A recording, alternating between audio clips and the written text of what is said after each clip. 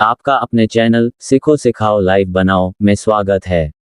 आप देख रहे हैं एस के पांडे की किताब आधुनिक भारत का इतिहास, पेज नंबर 293 से 328 तक।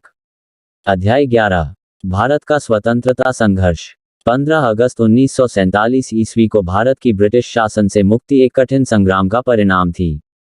ये संग्राम विभिन्न अवस्थाओं से गुजरने के बाद पूरा हुआ था।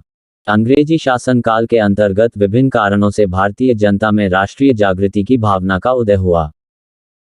ब्रिटिश शासन के विरुद्ध प्रतिक्रिया और उसे उखाड़ फेंकने के विचार में ही स्वतंत्रता आंदोलन का बीज निहित है। भारत के स्वतंत्रता आंदोलन के वास्तविक स्वरूप को समझने के लिए इसे 3 चरणों में बांटा जा सकता है। प्रथम चरण 1885 से 1905 ईस्वी तक। प्रथम चरण में भारतीय राष्ट्रीय कांग्रेस की स्थापना हुई, परंतु लक्ष्य अस्पष्ट था। इस समय आंदोलन का प्रतिनिधित्व बुद्धिजीवी मध्यमवर्गीय लोग कर रहे थे। ये वर्ग पश्चिम की उदारवादी एवं अतिवादी विचारधारा से प्रभावित था। द्वितीय चरण 1905 से 1919 ईस्वी तक। द्वितीय चरण में भारतीय राष्ट्रीय कांग्रेस काफी परिपक्व हो गई थी तथा इसके लक्ष्य एवं उद्देश्य स्पष्ट थे। कांग्रेस के इस मंच से भारतीय जनता के सामाजिक, आर्थिक, राजनीतिक एवं सांस्कृतिक विकास के लिए प्रयास शुरू किए गए। इस चरण में कांग्रेस ने अपना लक्ष्य स्वराज रखा। इस दौरान कुछ उग्रवादी विचारधारा वाले संगठनों ने ब्रिटिश साम्राज्य को समाप्त करने के लिए पश्चिम के ही क्रांतिकारी ढंग का प्रयोग किया। तृतीय चरण 1919 से 1947 ईस्वी। ये चरण गांधी युग के नाम से जाना जाता है। इस चरण में कांग्रेस ने अपना लक्ष्य डोमिनियन स्टेट्स एवं पूर्ण स्वराज्य रखा। इसी चरण में भारत छोड़ो आंदोलन प्रस्ताव पारित किया गया तथा भारत को स्वतंत्रता प्राप्त हुई। भारत में राष्ट्रीयता की उत्पत्ति के कारण। भारत में संगठित राष्ट्रीय आंदोलन 19वीं शताब्दी के उत्तरार्ध में प्रारंभ हुआ। मुख्य रूप से ब्रिटिश साम्राज्यवाद की नीतियों की चुनौतियों के प्रत्युत्तर में भारतीयों ने एक राष्ट्र के रूप में सोचना प्रारंभ किया। भारत में राष्ट्रीय भावना के विकास के लिए स्वयं ब्रिटिश शासन ने आधार तैयार किया। इस राष्ट्रीयता के उदय के विभिन्न कारण निम्नलिखित थे। एक, आर्थिक कारण। अंग्रेजों द्वारा भारत का आर्थिक शोषण राष्ट्रीयता की उत्पत्ति का सर्वप्रमुख कारण माना जाता है। दादाभाई नौरोजी ने धन निष्कासन के सिद्धांत को समझाकर अंग्रेजों के शोषण का खाका खींचा। अंग्रेजों की भारत विरोधी आर्थिक नीति ने भारतीयों के मन में विदेशी राज्य के प्रति नफरत एवं स्वदेशी राज्य के प्रति उत्तरार्ध में प्रति व्यक्ति आय का अनुमान लगाने का प्रयत्न किया। उनके अनुसार 1867 और 68 ईस्वी में प्रति व्यक्ति आय 20 रुपये वार्षिक थी, जबकि विलियम डिग्बी के अनुसार 1899 ईस्वी में प्रति व्यक्ति आय 18 रुपये वार्षिक थी। 2, आधुनिक शिक्षा का प्रचलन। पाश्चात्य शिक्षा एवं संस्कृति ने राष्ट्रवादी भावना जगाने में महत्वपूर्ण भूमिका निभाई। अंग्रेजों ने पाश्चात्य शिक्षा का प्रचलन ब्रिटिश प्रशासन के लिए क्लर्क पैदा करने हेतु किया था, परंतु भारतीयों में Burke, James Mill, Gladstone, Spencer, Rousseau, Voltaire आदि के विचारों ने स्वतंत्रता, राष्ट्रीयता तथा स्वशासन की भावनाएं जगाने में महत्वपूर्ण भूमिका अदा की। 3, आधुनिक समाचार पत्रों का उदय। आधुनिक समाचार पत्रों एवं प्रेस का राष्ट्रीयता के उदय में महत्वपूर्ण योगदान है। भारत में राजा राममोहन राय ने राष्ट्रीय प्रेस की नींव डाली। उन्होंने संवाद कौमुदी, बंगाल एवं मिरात उल अखबार फारसी जैसे समाचार पत्रों का संपादन कर भारत में राजनीतिक जागरण की दिशा में प्रथम प्रयास किया। 1859 ईस्वी में राष्ट्रवादी भावना से ओतप्रोत साप्ताहिक पत्र सोम प्रकाश का संपादन ईश्वरचंद्र विद्यासागर ने किया। इसके अतिरिक्त बंगदूत, अमृत बाजार पत्रिका, Kesari, Hindu, Pioneer, Maratha, Indian mirror आदि ने ब्रिटिश हुकूमत की गलत नीतियों की आलोचना कर भारतीयों में राष्ट्रवाद की भावना जगाई। 4, राष्ट्रीय साहित्य का प्रभाव। राष्ट्रीय साहित्य भी राष्ट्रीयता की उत्पत्ति के लिए एक प्रमुख कारण है। आधुनिक खड़ी बोली के पितामह भारतेंदु हरिश्चंद्र ने 1876 ईस्वी में लिखे अपने नाटक भारत दुर्दशा में अंग्रेजों की भारत के प्रति आक्रामक नीति का उल्लेख किया। इस क्षेत्र में हरिश्चंद्र के अतिरिक्त प्रताप नारायण मिश्र, बालकृष्ण भट्ट, बद्री नारायण चौधरी आदि भी आते हैं, जिनकी रचनाएं देश प्रेम से ओतप्रोत थीं। अन्य भाषाओं जैसे उर्दू में मोहम्मद हुसैन, अल्ताफ हुसैन हाली, बंगाली में बंकिम चंद्र चटर्जी, मराठी में चिपलूनकर, गुजराती में नर्मद, तमिल में सुब्रह्मण्यम भारती आदि की रचनाओं में देश प्रेम की भावना मिलती है। 5. राजनीतिक कारण। अंग्रेजों के भारत में आने से पहले यहाँ राजनीतिक एकीकरण का अभाव था। मुगल सम्राट औरंगजेब की मृत्यु के बाद भारतीय राज्य की सीमाएं छिन्न भिन्न हो गई थीं, परंतु अंग्रेजी साम्राज्य की स्थापना से भारत का पुनः राजनीतिक एकीकरण हुआ। इसके परिणामस्वरूप राष्ट्रीयता के उदय में सहायता मिली। 6. तीव्र परिवहन तथा संचार साधनों का विकास। रेल, डाक, तार आदि संचार साधनों के विकास ने भी भारत में राष्ट्रीयता की जड़ों को मजबूत किया। रेलवे ने इसमें मुख्य भूमिका का निर्वाह किया। कार्ल मार्क्स ने भी लिखा था कि रेलवे राष्ट्रीयता के उत्थान में सहायक होगी। 1865 ईस्वी में एडिसन ने लिखा था, रेलवे भारत के लिए वह कार्य कर देगी जो बड़े बड़े वंशों ने पहले कभी नहीं किया। 7. सामाजिक एवं धार्मिक पुनर्जागरण। बौद्धिक पुनर्जागरण ने राष्ट्रवाद के उदय में महत्वपूर्ण भूमिका निभाई।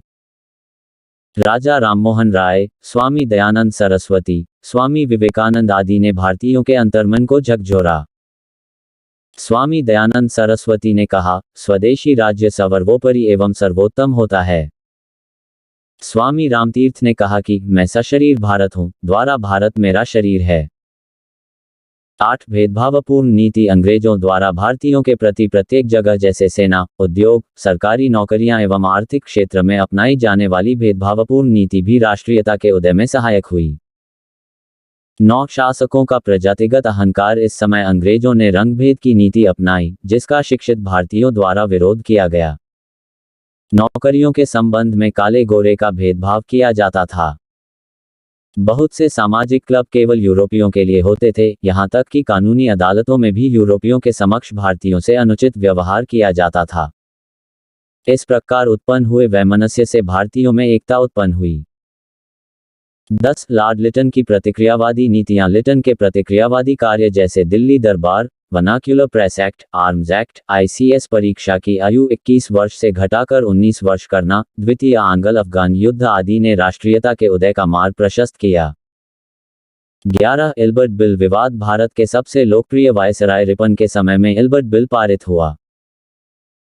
इस बिल ने जानपद सेवा के भारतीय जिला तथा सत्र न्यायाधीशों को वही शक्तियां तथा अधिकार देने का प्रयत्न किया जो कि उनके यूरोपीय साथियों को मिले हुए थे। यूरोपीय लोगों की प्रतिक्रिया इतनी कटु थी कि वायसराय को यह अधिनियम बदलना पड़ा। भारतीयों की इस झगड़े में आंखें खुल गई।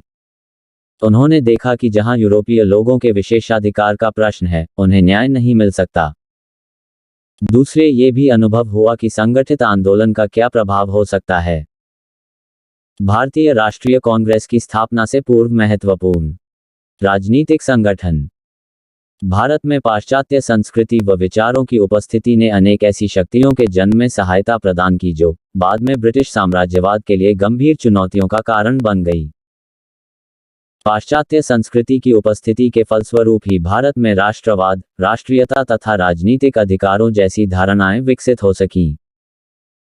आधुनिक राजनीतिक विचारों तथा राजनीतिक संघों के विकास के फलस्वरूप ही भारतीय इतिहास को अपना गौरव प्राप्त हो सका तथा भारत आधुनिकता की ओर बढ़ने में सफल हुआ। इन राजनीतिक संघों के विकास से ही लोगों में एकता तथा एकजुटता देखने को मिली। 1885 ईस्वी से पूर्व अर्थात कांग्रेस की स्थापना से पूर्व कुछ महत्वपूर्ण राजनीतिक संगठन निम्नलिखित थे, जिन्होंने राष्ट्रवादी विचारों के विकास की दिशा में प्रयास किए थे। बंगाल में राजनीतिक संगठन।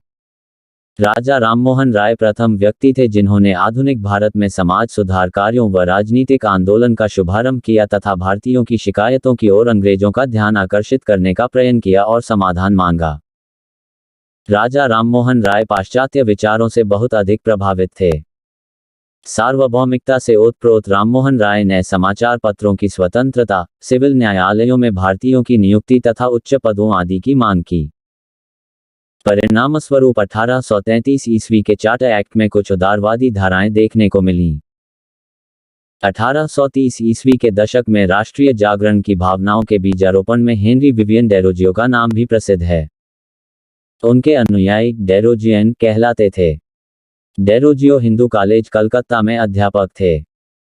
उन्होंने एक समाचार पत्र दी ईस्ट इंडियन का प्रकाशन भी शुरू किया, लेकिन राजनीतिक सुधारों के लिए आंदोलन जारी रखने के लिए केवल प्रेस एवं मंच ही पर्याप्त न थे। इसलिए देश के विभिन्न भागों में संगठनों की स्थापना की गई। 1. बंगभाषा प्रकाशक सभा। राजा राममोहन राय के अनेक साथियों ने सर्वप्रथम 1836 ईस्वी में बंगभाषा प्रकाशक सभा नामक राजनीतिक संस्था की स्थापना की। इस सभा का उद्देश्य सरकारी क्रियाकलापों की समीक्षा कर उनके सुधार के लिए प्रार्थना पत्र भेजना था। 2. लैंड होल्डर्स सोसाइटी या जमींदारी एसोसिएशन। स्थापना 1838 ईस्वी। स्थान कलकत्ता। संस्थापक द्वारिका नाथ टैगोर एवं अन्य जमींदार सहयोगी। लैंड होल्डर्स सोसाइटी पहली सभा थी जिसने संगठित राजनीतिक प्रयासों का शुभारंभ किया तथा शिकायतों को दूर करने के लिए संवैधानिक उपचारों का प्रयोग किया। कलकत्ता के जमींदारों की यह सभा इंग्लैंड की ब्रिटिश इंडिया सोसाइटी से भी सहयोग करती थी जिसकी स्थापना एडम्स द्वारा की गई थी। लैंड होल्डर्स सोसाइटी के भारतीय नेताओं द्वारिका नाथ टैगोर, राजा राधाकांत देव, प्रसन्न कुमार ठाकुर, राजा काली कृष्ण आदि सभी जमींदार थे। इसमें शामिल अंग्रेज नेताओं थियोडोर डिफेंस, विलियम काबरी, विलियम थियोबोल्ड एवं जे प्रिसेप प्रमुख थे। लैंड होल्डर्स सोसाइटी के भारतीय सचिव प्रसन्न कुमार ठाकुर एवं अंग्रेज सचिव विलियम काबी थे। जॉन क्रॉफर्ड लंदन में इसके प्रतिनिधि थे। 3. Bengal British India society. स्थापना 1843 ईस्वी। संस्थापक जॉर्ज थॉमसन। 1843 ईस्वी में जॉर्ज थॉमसन की अध्यक्षता में इस राजनीतिक सभा की स्थापना हुई। इसने लैंड होल्डर्स सोसाइटी को बिल्कुल दुर्बल कर दिया। ये भी भारतीयों तथा और सरकारी अंग्रेजों का सम्मिलित संगठन था। इसके सचिव प्यारी चंद्र मित्र जमींदारी प्रथा की आलोचना किया करते थे और किसानों के अधिकारों का सवाल उठाते थे। इस सभा का प्रमुख उद्देश्य अंग्रेजी शासन में भारतीयों की वास्तविक अवस्था के विषय में जानकारी प्राप्त कर उनका प्रचार प्रसार करना तथा जनता की उन्नति के लिए व न्यायपूर्ण अधिकारों के लिए शांतिमय और कानूनी साधनों का प्रयोग करना था। 1846 ईस्वी तक ये सोसाइटी भी निष्क्रिय हो गई। 4. British Indian association. स्थापना 28 अक्टूबर 1851 ईस्वी। संस्थापक राजा राधाकांत देव आदि। लैंड होल्डर्स सोसाइटी एवं बंगाल ब्रिटिश इंडिया सोसाइटी की असफलताओं के कारण इन दोनों को मिलाकर ब्रिटिश इंडियन एसोसिएशन का गठन किया गया। ये सभा भूमिपतियों के हितों के लिए मुख्य रूप से कार्य कर रही थी। इसी के प्रयासों से 1853 ईस्वी में चार्टर के नवीकरण के समय ब्रिटिश संसद को एक प्रार्थना पत्र भेजा गया। इस प्रार्थना पत्र में एक लोकप्रिय विधानसभा की न्यायिक एवं दंडनायक कार्य अलग किए जाने के, अधिकारियों के वेतन कम किए जाने की तथा नमक, आबकारी एवं स्टाम्प कर को समाप्त करने की मांग की गई। इसके प्रभावस्वरूप 1853 ईस्वी के चार्टर एक्ट में 6 और सदस्य गवर्नर जनरल की कार्यकारिणी में कानून बनाने के लिए जोड़ दिए गए। बंगला में इस सभा का नाम भारतवर्षीय सभा रखा गया। राजा राधाकांत देव इसके अध्यक्ष थे। इसमें भारतीय जमींदारों के अलावा व्यापारी और नए बुद्धिजीवी लोग भी शामिल किए गए। इस संगठन ने नील विद्रोह की जांच के लिए आयोग बैठाने की मांग की थी। इसने 1860 ईस्वी में अकाल पीड़ितों के लिए धन इकट्ठा किया। ब्रिटिश इंडिया एसोसिएशन ने कैनिंग द्वारा 1860 ईस्वी में आयकर लगाने का भी विरोध किया। हिंदू पैट्रियाट इसका मुख्य पत्र था। एक राजनीतिक संस्था के रूप में ये 20वीं शताब्दी तक स्वतंत्र रूप से अस्तित्व में रही, तदोपरांत भारतीय राष्ट्रीय कांग्रेस ने इसे आच्छादित कर लिया। 5. Indian league. स्थापना सितंबर 1875 ईस्वी। संस्थापक शिशिर कुमार घोष। इस संस्था की स्थापना कलकत्ता में 25 सितंबर 1875 ईस्वी को अमृत बाजार पत्रिका के संपादक और मालिक शिशिर कुमार घोष ने की। इसके अस्थायी अध्यक्ष शंभू चंद्र मुखर्जी बने। इसका प्रमुख उद्देश्य लोगों में राष्ट्रवाद की भावना का विकास कर राजनीतिक शिक्षा को प्रोत्साहित करना था। 6. Calcutta students association. स्थापना 1875 ईस्वी। संस्थापक आनंद मोहन बोस। आनंद मोहन बोस के साथ सुरेंद्रनाथ बैनर्जी भी छात्रों के इस संगठन में आ मिले। वे छात्रों के बेताज बादशाह हो गए। 7. Indian association. स्थापना 26 जुलाई 1876 ईस्वी। स्थान कलकत्ता के एल्बर्ट हॉल में। संस्थापक सुरेंद्रनाथ बैनर्जी तथा आनंद मोहन बोस। इंडियन लीग की स्थापना के एक वर्ष के भीतर ही 26 जुलाई 1876 ईस्वी को इसका स्थान इंडियन एसोसिएशन ने ले लिया, जिसे सुरेंद्रनाथ बैनर्जी एवं आनंद मोहन बोस ने स्थापित किया था। इसका उद्देश्य मध्यम वर्ग के साथ साथ साधारण वर्ग को भी इसमें सम्मिलित करना था, जिसके लिए इसमें चंदे की दर ब्रिटिश इंडियन एसोसिएशन के 30 रुपये वार्षिक के विपरीत मात्र 5 रुपये वार्षिक रखा गया। बहुत जल्द ही यह संगठन शिक्षित वर्ग का केंद्र बन गया। इंडियन एसोसिएशन के संस्थापक यद्यपि सुरेंद्रनाथ बैनर्जी थे, परंतु इसके सचिव आनंद मोहन बोस थे। बाद में इसके अध्यक्ष कलकत्ता के प्रमुख बैरिस्टर मनमोहन घोष चुने गए। सुरेंद्रनाथ बैनर्जी के अनुसार इसके निम्नलिखित उद्देश्य थे। एक देश में जनमत की एक शक्तिशाली संस्था का गठन करना। 2 सामान्य राजनीतिक स्वार्थों के आधार पर भारतीयों को सूत्रबद्ध करना। 3 हिंदू एवं मुसलमानों के बीच मैत्री भाव को बढ़ाना। इस एसोसिएशन में जमींदारों के स्थान पर मध्यम वर्ग को प्रधानता दी गई। इस संगठन ने सिविल सर्विसेज आंदोलन चलाया, जिसे भारतीय जानपद सेवा आंदोलन कहा जाता है। इसके अतिरिक्त vernacular press act, arms act और इल्बर्ट बिल के विरोध में आंदोलन चलाया गया। इल्बर्ट बिल विवाद के दौरान अपने पत्र बंगाली में कलकत्ता हाईकोर्ट के जज J0F0 मारिश की आलोचना करने के कारण सुरेंद्रनाथ बैनर्जी को 5 मई 1883 ईस्वी को 2 माह की सजा मिली। 4 जुलाई 1883 ईस्वी को इन्हें रिहा कर दिया गया। इंडियन एसोसिएशन ने 29 दिसंबर 1883 ईस्वी को कलकत्ता के एल्बर्ट हॉल में आनंद मोहन बोस की अध्यक्षता में नेशनल कॉन्फ्रेंस का आयोजन किया। दूसरी इंडियन नेशनल कॉन्फ्रेंस कलकत्ता में 25 दिसंबर 1885 ईस्वी को हुई। इसकी अध्यक्षता सुरेंद्रनाथ बैनर्जी ने की। इसी कारण वे भारतीय राष्ट्रीय कांग्रेस के प्रथम अधिवेशन में शामिल न हो सके। भारतीय जानपद सेवा आंदोलन अथवा सिविल सर्विसेज आंदोलन। भारत में सिविल सेवा का जन्मदाता कार्नवालिस था। 1853 ईस्वी में सिविल सेवा के दरवाजे भारतीयों के लिए भी तब खुल गए, जब इसमें प्रतियोगितात्मक परीक्षा का आयोजन होने लगा। 1861 ईस्वी में इस परीक्षा में सम्मिलित होने की अधिकतम आयु 22 वर्ष थी तथा ये केवल लंदन में होती थी। 1863 ईस्वी में प्रथम भारतीय ICS सत्येंद्रनाथ टैगोर हुए। 1866 ईस्वी में अधिकतम उम्र घटाकर 21 वर्ष कर दी गई। 1869 ईस्वी में सुरेंद्रनाथ बैनर्जी सहित 4 भारतीयों ने ये परीक्षा पास की। सुरेंद्रनाथ बैनर्जी जब असम के कलेक्टर थे, तब 1874 ईस्वी में उन्हें बर्खास्त कर दिया गया। 1877 ईस्वी में इस सेवा की उम्र घटाकर 19 वर्ष कर दी गई। कलकत्ता में इंडियन एसोसिएशन ने इसके विरोध में 1877 ईस्वी में टाउन हॉल में एक सभा बुलाई। अपने जीवन में किसी भी राजनीतिक सभा में भाग न लेने वाले केशव चंद्र सेन यहां उपस्थित हुए। एसोसिएशन ने 1879 ईस्वी में ब्रिटिश सरकार के सामने स्मृति पत्र पेश करने के लिए लालमोहन घोष को ब्रिटेन भेजा।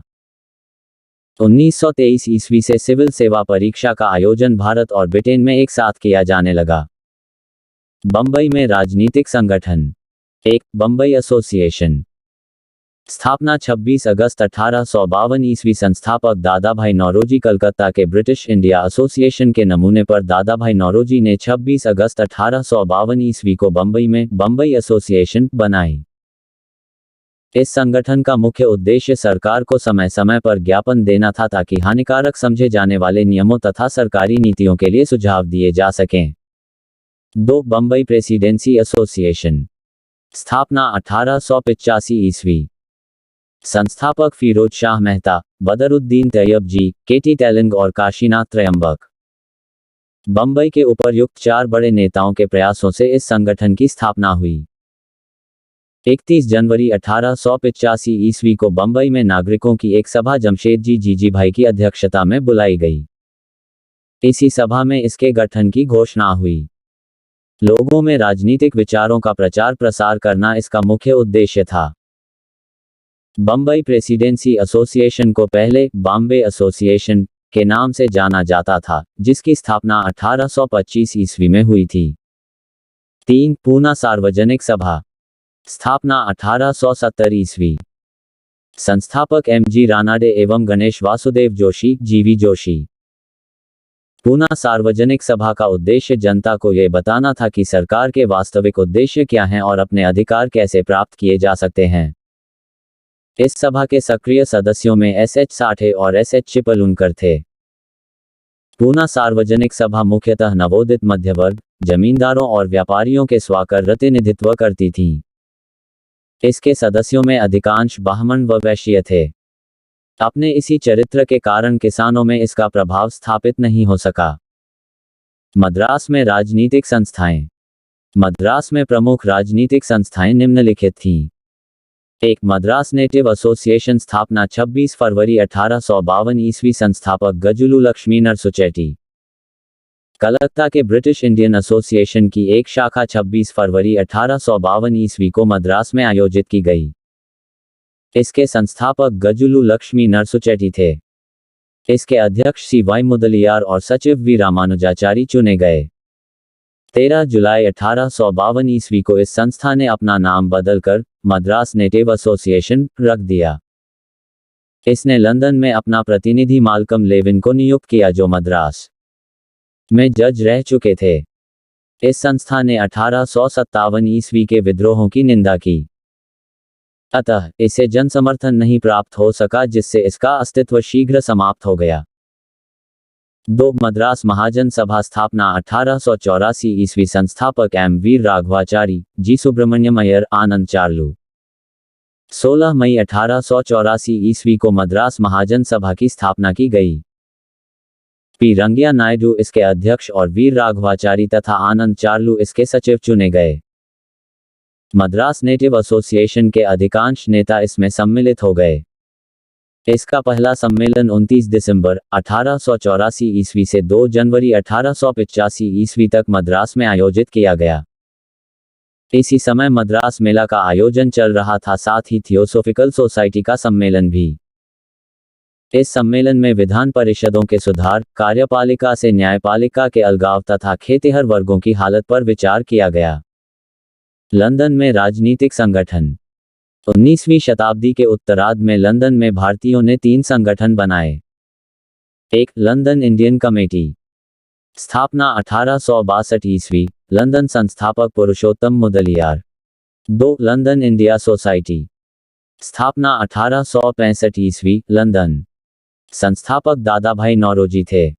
3. ईस्ट इंडिया एसोसिएशन, स्थापना 1 दिसंबर 1866 ईस्वी, लंदन, संस्थापक Dadabhai Naoroji. East India association का उद्देश्य ब्रिटिश जनता तथा संसद को भारतीय विषयों से अवगत कराना था। इस संगठन को सबसे अधिक समर्थन भारत में बंबई प्रेसिडेंसी में मिला। 22 मई 1869 ईस्वी को बंबई में इसकी शाखा स्थापित हुई। इसके अध्यक्ष जमशेदजी जीजी भाई और सचिव फिरोज शाह मेहता एवं एचवीएम वागले बने। भारतीय राष्ट्रीय कांग्रेस की स्थापना से पूर्व इस दिशा में किए गए महत्वपूर्ण प्रयासों के अंतर्गत 1 मार्च 1883 ईस्वी को हाम ने कलकत्ता विश्वविद्यालय के स्नातकों के नाम एक पत्र लिखा, जिसमें उन्होंने सबसे मिलजुल कर स्वाधीनता के लिए प्रयत्न करने की अपील की। इस अपील का शिक्षित भारतीयों पर अच्छा प्रभाव पड़ा। वे एक अखिल भारतीय संगठन की आवश्यकता महसूस करने लगे। इस दिशा में निश्चित रूप से पहला कदम सितंबर 1984 ईस्वी में उठाया गया, जब अड्यार मद्रास में थियोसोफिकल सोसाइटी का वार्षिक अधिवेशन हुआ। इस अधिवेशन में हम सहित दादाभाई नौरोजी एवं सुरेंद्रनाथ बैनर्जी आदि शामिल हुए। इसी के बाद 1884-30 में इंडियन नेशनल यूनियन नामक संगठन की स्थापना ह्यूम ने की। इस संगठन की स्थापना का प्रमुख उद्देश्य देश की सामाजिक समस्याओं के संबंध में विचार विमर्श करना था। मई 1885 ईस्वी में हाम शिमला पहुंचे तथा नए वायसराय डिफरेंस से मिले और अपना उद्देश्य बताया। हाम ने स्पष्ट किया कि क्रांतिकारी असंतोष के लिए कांग्रेस एक सुरक्षा कपाट का कार्य करेगी। हम डिफरेंस की योजना से सहमत हो गया। इस संगठन की स्थापना से पूर्व हम इंग्लैंड गए, जहां उन्होंने रिपन, डलहौजी, जॉन ब्राइट एवं स्लेग जैसे राजनीतिज्ञों से इस विषय पर व्यापक विचार विमर्श किया। भारत आने से पहले हमने इंग्लैंड में भारतीय समस्याओं के प्रति ब्रिटिश संसद के सदस्यों में रुचि पैदा करने के उद्देश्य से एक भारत संसदीय समिति की स्थापना की।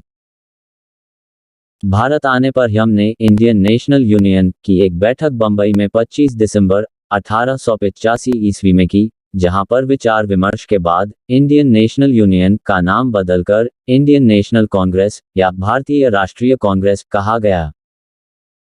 कांग्रेस के बारे में पहली सार्वजनिक घोषणा मद्रास के एक पत्र हिंदू के 5 दिसंबर 1885 ईस्वी के अंक में मिलती है।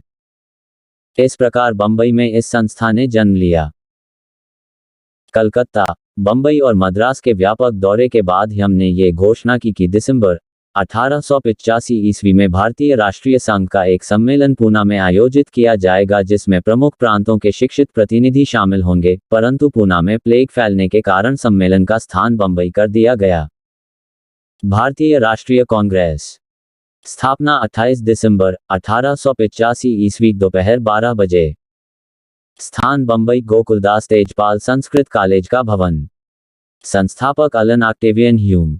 अध्यक्ष व्योमेश चंद्र बैनर्जी। सदस्य संख्या 72। महत्वपूर्ण सदस्य Dadabhai Naoroji, Firoz Shah Mehta, Dinshaw Edulji Wacha, Kashinath Telang, V Raghavachari, N G. Chandavarkar, S. Subramaniam आदि। कांग्रेस शब्द उत्तरी अमेरिका से लिया गया है, जिसका अर्थ है लोगों का समूह। कांग्रेस का प्रथम अधिवेशन 28 से 31 दिसंबर 1885 ईस्वी तक बंबई के ग्वालिया टैंक स्थित गोकुलदास तेजपाल संस्कृत कॉलेज में हुआ।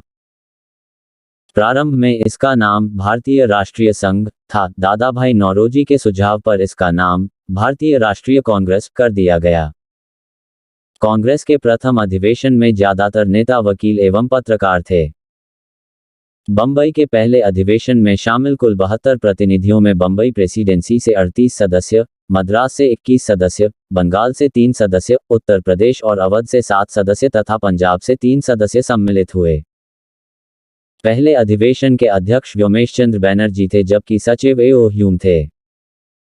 उद्देश्य कांग्रेस के प्रथम सम्मेलन में निम्नलिखित प्रमुख उद्देश्य बताए गए। एक, देश हित की दिशा में प्रयत्नशील भारतीयों के बीच परस्पर समन्वय स्थापित कर मित्रता को प्रोत्साहित करना। 2, देश में व्याप्त धर्म, वंश एवं प्रांत संबंधी विवादों को समाप्त कर राष्ट्रीय एकता की भावना को प्रोत्साहित करना। 3, शिक्षित वर्ग की सहमति से आवश्यक सामाजिक विषयों पर विचार विमर्श करके भविष्य में भारतीय जन कल्याण के लिए नीति निर्धारित करना। 4, भारत के प्रति अन्यायपूर्ण परिस्थितियों को खत्म करके भारत और ब्रिटेन के संबंधों को घनिष्ठ बनाना। 5, जनता की मांगों का सूत्रीकरण और उसका प्रस्तुतिकरण करना। 6, भारत के सभी वर्गों और समुदायों को एकत्रित करके उनमें एक राष्ट्र की भावना उत्पन्न करना। मिस्टर ह्यूम ये चाहते थे कि कांग्रेस आयरलैंड के गृह स्वशासन आंदोलन की भांति ही अपना कार्य करे, जो केवल आंतरिक स्वशासन की मांग कर रहा था और ब्रिटेन के स्वामित्व को स्वीकार करता था। प्रस्ताव प्रथम सम्मेलन में कुल 9 प्रस्तावों के द्वारा कांग्रेस ने अपनी मांगें सरकार के सम्मुख प्रस्तुत की। 1, भारतीय शासन विधान की जांच के लिए एक रॉयल कमीशन को नियुक्त किया जाए। 2, इंग्लैंड में कार्यरत इंडिया काउंसिल को समाप्त किया जाए। 3, प्रांतीय तथा केंद्रीय व्यवस्थापिका का विस्तार किया जाए, परिषद में मनोनीत सदस्यों के स्थान पर चुने गए प्रतिनिधि सम्मिलित किए जाएं। 4, इंडियन सिविल सर्विस परीक्षा का आयोजन भारत एवं इंग्लैंड दोनों स्थानों पर किया जाए एवं साथ ही उम्र की अधिकतम सीमा 19 वर्ष से बढ़ाकर 23 वर्ष की जाए। 5, सैन्य व्यय में कटौती की जाए। 6, इंग्लैंड से आयात किए गए कपड़ों पर आयात कर लगाया जाए। 7, बर्मा, जिस पर अधिकार कर लेने की आलोचना की गई थी, को अंग्यक किया जाए। 8, प्रस्तावों को सभी प्रदेशों की राजनीतिक संस्थाओं को भेजा जाए, जिससे वे इनके क्रियान्वयन की मांग कर सकें। 9, कांग्रेस का अगला सम्मेलन कलकत्ता में बुलाया जाए। भारतीय राष्ट्रीय कांग्रेस की स्थापना पर विभिन्न विद्वानों ने अपना मत प्रकट किया है। लाला लाजपत राय ने अपनी पुस्तक यंग इंडिया में लिखा है कि भारतीय राष्ट्रीय कांग्रेस की स्थापना का मुख्य कारण ये था कि इसमें संस्थापकों की उत्कंठा ब्रिटिश साम्राज्य को छिन्न भिन्न होने से बचाने की थी। हाम के जीवनीकार वैडबन ने लिखा, भारत में असंतोष की बढ़ती हुई शक्तियों से बचने के लिए एक अभेद्वीप सेफ्टी वाल्व की आवश्यकता है और कांग्रेसी आंदोलन से बढ़कर अभेद्वीप कोई दूसरी चीज नहीं हो सकती। रजनीपाम दत्त ने अपनी पुस्तक इंडिया टुडे में लिखा, शिशु कांग्रेस की स्थापना ब्रिटिश सरकार की एक पूर्व निश्चित गुप्त योजना के अनुसार की गई। एनी बेसेंट ने लिखा, राष्ट्रीय कांग्रेस का जन्म मातृभूमि की रक्षा हेतु 17 प्रमुख भारतीयों तथा हाम के द्वारा हुआ। भारतीय राष्ट्रीय कांग्रेस के संस्थापक अलन ऑक्टेवियन हाम स्कॉटलैंड के निवासी थे। इंडियन सिविल सर्विस में ह्यम ने काफी वर्षों तक कई महत्वपूर्ण पदों पर कार्य किया। 1885 ईस्वी में वे भारतीय राष्ट्रीय कांग्रेस के महामंत्री पद पर नियुक्त हुए तथा इस पद पर उन्होंने 1906 ईस्वी तक कार्य किया। 1912 ईस्वी में इनकी मृत्यु के बाद कांग्रेस ने इन्हें अपना जन्मदाता एवं पिता घोषित किया। ह्यम भारतीय राष्ट्रीय कांग्रेस की स्थापना से पूर्व कलकत्ता विश्वविद्यालय के स्नातकों को एक मर्मस्पर्शी पत्र लिखा था जिसका कुछ अंश इस प्रकार था, बिखरे हुए व्यक्ति कितने ही बुद्धिमान तथा अच्छे आश्रय वाले क्यों न हो, अकेले तो शक्तिहीन ही होते हैं। आवश्यकता है संघ की, संगठन की और कार्यवाही के लिए एक निश्चित और स्पष्ट प्रणाली की। उसने आगे लिखा, आपके कंधों पर रखा हुआ जुआ तब तक विद्यमान रहेगा जब तक आप इस ध्रुव सत्य को समझकर इसके अनुसार कार्य करने को उद्यत न होंगे कि आत्म बलिदान और निस्वार्थ कर्म ही स्थायी सुख और स्वतंत्रता का अचूक मार्गदर्शक है। 1859 ईस्वी में ह्यूम ने लोकमित्र नाम के समाचार पत्र के प्रकाशन में सहयोग दिया। 1870 ईस्वी से 1879 ईस्वी तक उन्होंने भारत सरकार के मंत्री पद पर कार्य किया।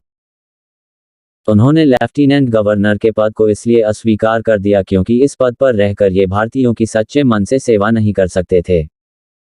1885 ईस्वी के बाद लगभग 22 वर्षों तक इन्होंने कांग्रेस में सक्रिय सदस्य की भूमिका निभाई। लाला लाजपत राय ने ह्यूम के बारे में लिखा, ह्यूम स्वतंत्रता के पुजारी थे और उनका हृदय भारत की निर्धनता तथा दुर्दशा पर रोता था। यहाँ यह मानने में कोई भ्रम नहीं रह जाता है कि हम एक निष्पक्ष एवं न्यायप्रिय व्यक्ति थे। इन्होंने भारतीय राष्ट्रीय कांग्रेस के प्रति अपनी बहुमूल्य तथा महान सेवाएं अर्पित की।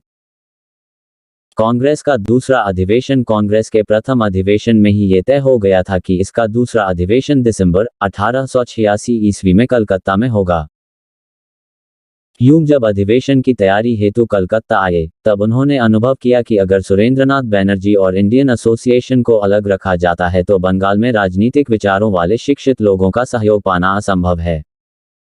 अतः वे सुरेंद्रनाथ बैनर्जी के पास गए और इंडियन एसोसिएशन ने कांग्रेस में शामिल होने के लिए राजी किया। कलकत्ता में दादा भाई नौरोजी की अध्यक्षता में 1886 ईस्वी के दूसरे अधिवेशन में 434 प्रतिनिधि आए। इसी अधिवेशन में नेशनल कॉन्फ्रेंस का राष्ट्रीय कांग्रेस में विलय हो गया। इस अधिवेशन में निर्णय लिया गया कि सभी महत्वपूर्ण केंद्रों में कांग्रेस स्टैंडिंग कमेटी का गठन किया जाएगा। डिफरिन ने सम्मेलन में आए हुए प्रतिनिधियों को व्यक्तिगत हैसियत से गार्डन पार्टी दी थी। इन निमंत्रित व्यक्तियों में सुरेंद्रनाथ बैनर्जी शामिल नहीं हुए। कांग्रेस का तीसरा अधिवेशन 1887 ईस्वी में मद्रास में सैयद बदरुद्दीन तैयबजी की अध्यक्षता में हुआ था। ये कांग्रेस के पहले मुस्लिम अध्यक्ष थे। इस अधिवेशन में 607 प्रतिनिधियों ने भाग लिया। तैयबजी ने मुसलमानों से आग्रह किया कि वे सर्वसाधारण के हितों के लिए अपने साथी देशवासियों के साथ कंधे से कंधा मिलाकर कार्य करें। ये पहला सम्मेलन था जिसके कार्य के संचालन का भार प्रतिनिधियों की एक कमेटी के हाथ में सौंपा गया था। ये कमेटी आगे चलकर विषय निर्धारिणी समिति कहलाई। कांग्रेस के इतिहास में यह पहला अवसर था जबकि आम जनता से कांग्रेस में शामिल होने की अपील की गई और सरकारी अधिकारियों की आलोचना की गई। पहली बार कांग्रेस अधिवेशन के लिए पैसा साधारण जनता से इकट्ठा किया गया। कांग्रेस का यह अधिवेशन सिर्फ अंग्रेजी पढ़े हुए लोगों का नहीं रह गया। इसके अनेक ऐसे प्रतिनिधि थे जो अंग्रेजी बिल्कुल नहीं जानते थे। इस सम्मेलन में भारतीय भाषाओं में भी भाषण हुआ। तंजौर के म्यूनिसिपल कमिश्नर मुकनासिटी ने तमिल में भाषण दिया। इस अधिवेशन में उपस्थित प्रतिनिधियों में 95 प्रतिनिधि रैयत थे। कांग्रेस के इस अधिवेशन में दो महत्वपूर्ण बातें हुई। एक आर्म्स एक्ट के खिलाफ प्रस्ताव। यह प्रस्ताव ह्यूम के विरोध के बावजूद पास हुआ। 2 असम कुली एक्ट के खिलाफ प्रस्ताव। इसमें प्रांतीय विषय होने के कारण प्रस्ताव पास नहीं हो सका। मद्रास कांग्रेस में गोरक्षा जैसा विवादास्पद प्रश्न भी प्रस्ताव में आया था, लेकिन यह पहले ही तय किया गया था कि ऐसा कोई भी धार्मिक प्रश्न नहीं उठाया जाएगा जिस पर उससे प्रभावित होने वाले धर्मावलंबी प्रतिनिधियों को ऐतराज हो। मद्रास कांग्रेस को सफल बनाने में मद्रास सरकार ने पूरी सहायता की थी। मद्रास प्रेसिडेंसी के गवर्नर कोन मेयर ने प्रतिनिधियों को आमंत्रित भी किया था। इसी अधिवेशन से अंग्रेज शासकों और अधिकारियों की कटु आलोचना कांग्रेस के मंच से प्रारंभ हो गई थी। मद्रास कांग्रेस के अवसर पर ही उत्तर और दक्षिण में वितरित पुस्तिकाओं में अंग्रेजी शासकों की कुट आलोचना की गई। वीर राघवाचारी द्वारा तमिल में प्रश्नोत्तर के रूप में लिखित पुस्तिका की 30,000 प्रतियां मद्रास प्रेसिडेंसी में बांटी गई, जबकि उर्दू में लिखी गई 25,000 प्रतियां उत्तर भारत में निःशुल्क बांटी गईं। इससे अंग्रेज शासक अत्यंत क्रुद्ध हो गए।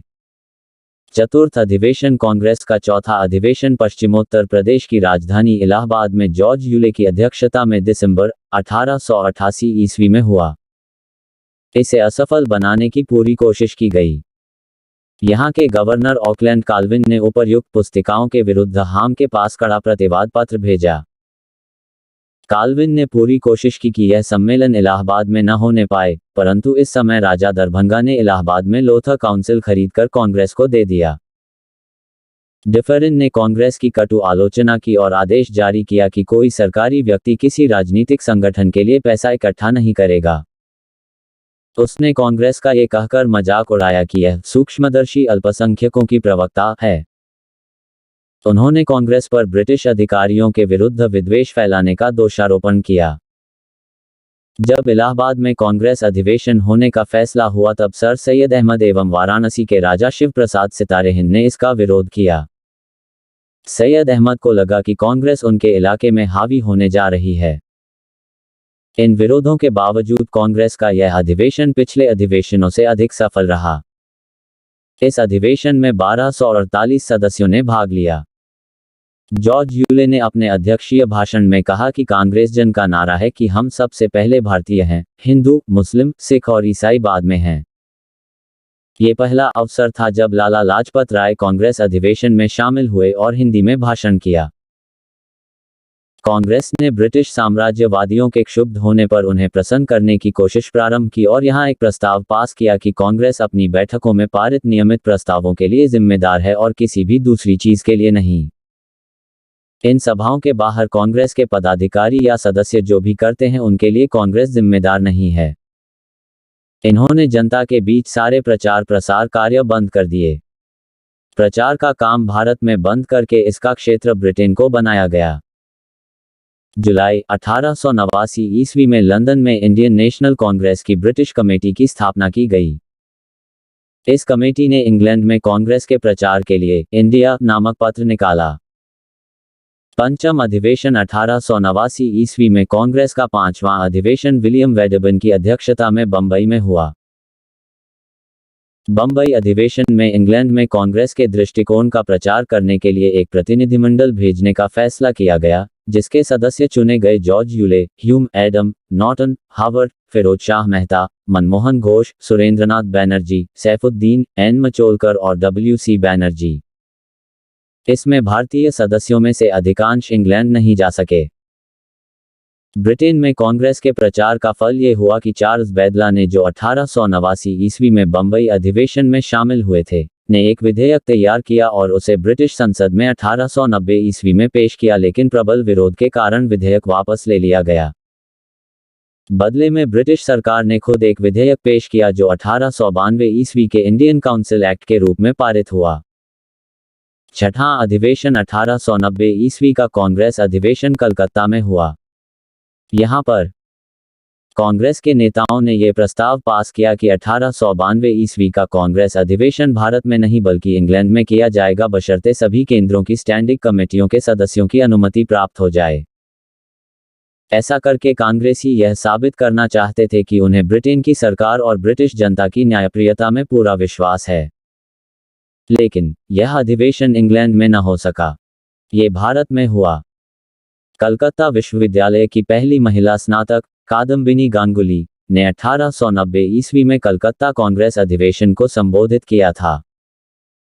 यह इस बात का सूचक था कि भारतीय नारी की अतीत में जो उपलब्धियां थीं, वह बीच में लुप्त हो जाने के बाद एक बार पुनः उजागर होने लगी थी। स्वतंत्रता संघर्ष का प्रथम चरण, उदारवादी युग मॉडरेट पीरियड 1885 से 1905 ईस्वी तक। 1885 ईस्वी में भारतीय राष्ट्रीय कांग्रेस की स्थापना के साथ ही इस पर उदारवादी राष्ट्रीय नेताओं का वर्चस्व स्थापित हो गया। तत्कालीन उदारवादी राष्ट्रीय नेताओं में प्रमुख थे दादाभाई नौरोजी, महादेव गोविंद रानाडे, फिरोज शाह मेहता, सुरेंद्रनाथ बैनर्जी, व्योमेश चंद्र बैनर्जी, गोपाल कृष्ण गोखले, पंडित मदन मोहन मालवीय आदि। कांग्रेस की स्थापना के आरंभिक 20 वर्षों में इसकी नीति अत्यंत ही उदार थी। इसीलिए इस काल को उदारवादी राष्ट्रीयता का काल माना जाता है। उदारवादी नेताओं का मानना था कि संवैधानिक तरीके अपनाकर ही हम देश को आज़ाद करा सकते हैं। इस समय कांग्रेस पर समृद्धशाली मध्यम वर्गीय बुद्धिजीवियों, जिनमें वकील, डॉक्टर, इंजीनियर, पत्रकार एवं साहित्यकार सम्मिलित थे, का प्रभाव था। उदारवादी नेताओं को अंग्रेजों की न्यायप्रियता में पूर्ण निष्ठा थी और ये अंग्रेजों को अपना शत्रु नहीं बल्कि मित्र मानते थे। ये प्रार्थना पत्रों, प्रतिवेदनों, स्मरण पत्रों एवं शिष्टमंडलों के द्वारा सरकार के सामने अपनी मांगों को रखते थे। इनके इसी लचीलेपन एवं संयत व्यवहार के कारण ही उग्रपंथी नेताओं ने इसे राजनीतिक भिक्षावृत्ति, पॉलिटिकल मेंडिकेंसी कहा। उदारवादी क्रांतिकारी रूप में नहीं वरन क्रमिक सुधारों में विश्वास करते थे।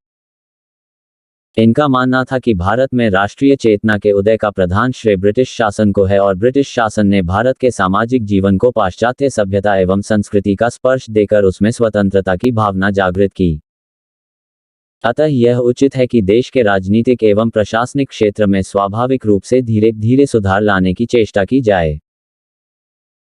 इस युग में कांग्रेस की मांगें बहुत साधारण थीं, जैसे भारत सचिव की इंडिया काउंसिल को समाप्त किया जाए, केंद्र और प्रांतों में विधान परिषदों का विस्तार किया जाए, उच्च सरकारी नौकरियों में भारतीयों को भी अंग्रेजों के समान अवसर तथा सिविल सेवा की प्रतियोगी परीक्षाएं भारत में भी आयोजित की जाएं, आदि।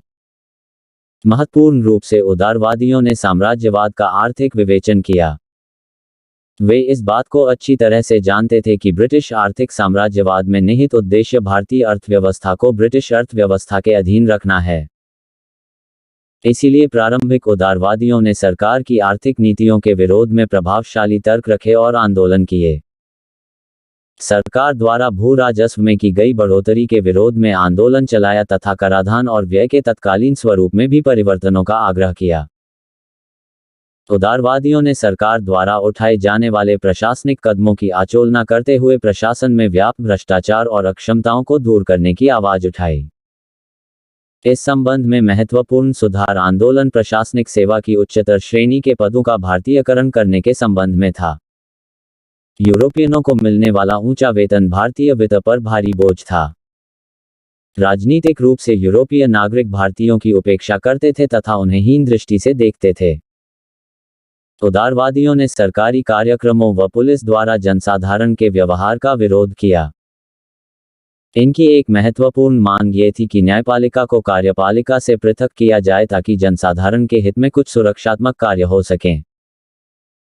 कांग्रेस के प्रारंभिक उदारवादी नेताओं ने कुछ गिने चुने व्यक्तियों को मिलने वाली सुविधाओं का विरोध किया और व्यक्तिगत स्वतंत्रता तथा सामाजिक समानता के सिद्धांतों को व्यवहार में लाने की अपील की।